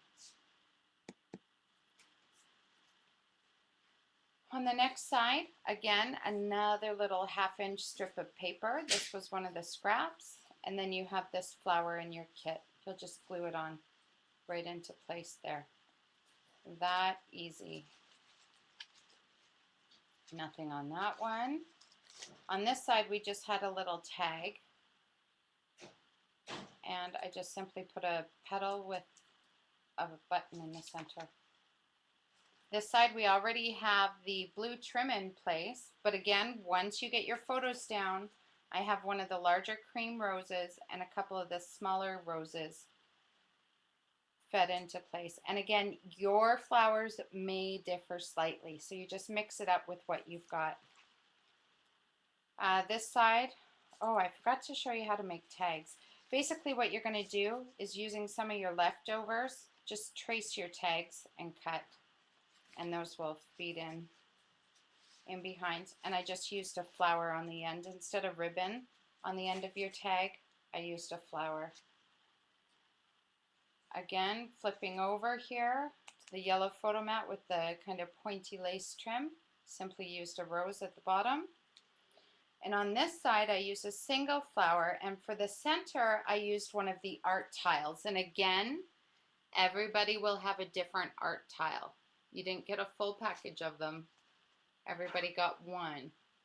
And there you have it, my friends. That is the end of this particular class. We made it through. I hope you enjoyed it. I certainly did. Absolutely exhausted today. Excuse me, it's been a long day. Anyways, I want to thank you for coming out and joining me. If you have any questions, please do let me know. As far as photos are concerned, I think I gave you a good enough rundown on exactly where all the different flowers are going. So we'll probably skip the whole mail a photo to you. Actually, I'm pretty certain we will. You'll be able to go back off the video. Really, it's not that difficult, and gave you lots of images there to choose from. So I think you should be okay. Of course, if you are stuck, drop me an email. I'll see what I can do to help you out. Yeah, I hope you guys all have a fabulous weekend. Feel free to drop me an email with any questions. Trisha.lado@gmail.com. So trisha.lado@gmail.com. And I truly hope that you'll take the time and come back and watch a couple videos with me again in the future. Keep in mind, 2013 is going to launch our monthly kits club, I guess, for lack of a better term. You'll be able to purchase class kits, and I'll be doing them online for all of you gals around the world who I've had the privilege of getting to know at different events. Hopefully you'll be able to catch up with some other classes and join me here on Ustream.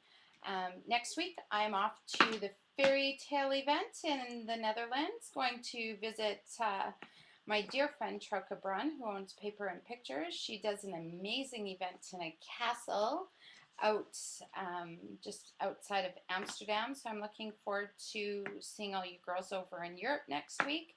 And to the rest of you, I will see you when I get back to this side of the world. Have a good one. Thanks for tuning in. Bye-bye.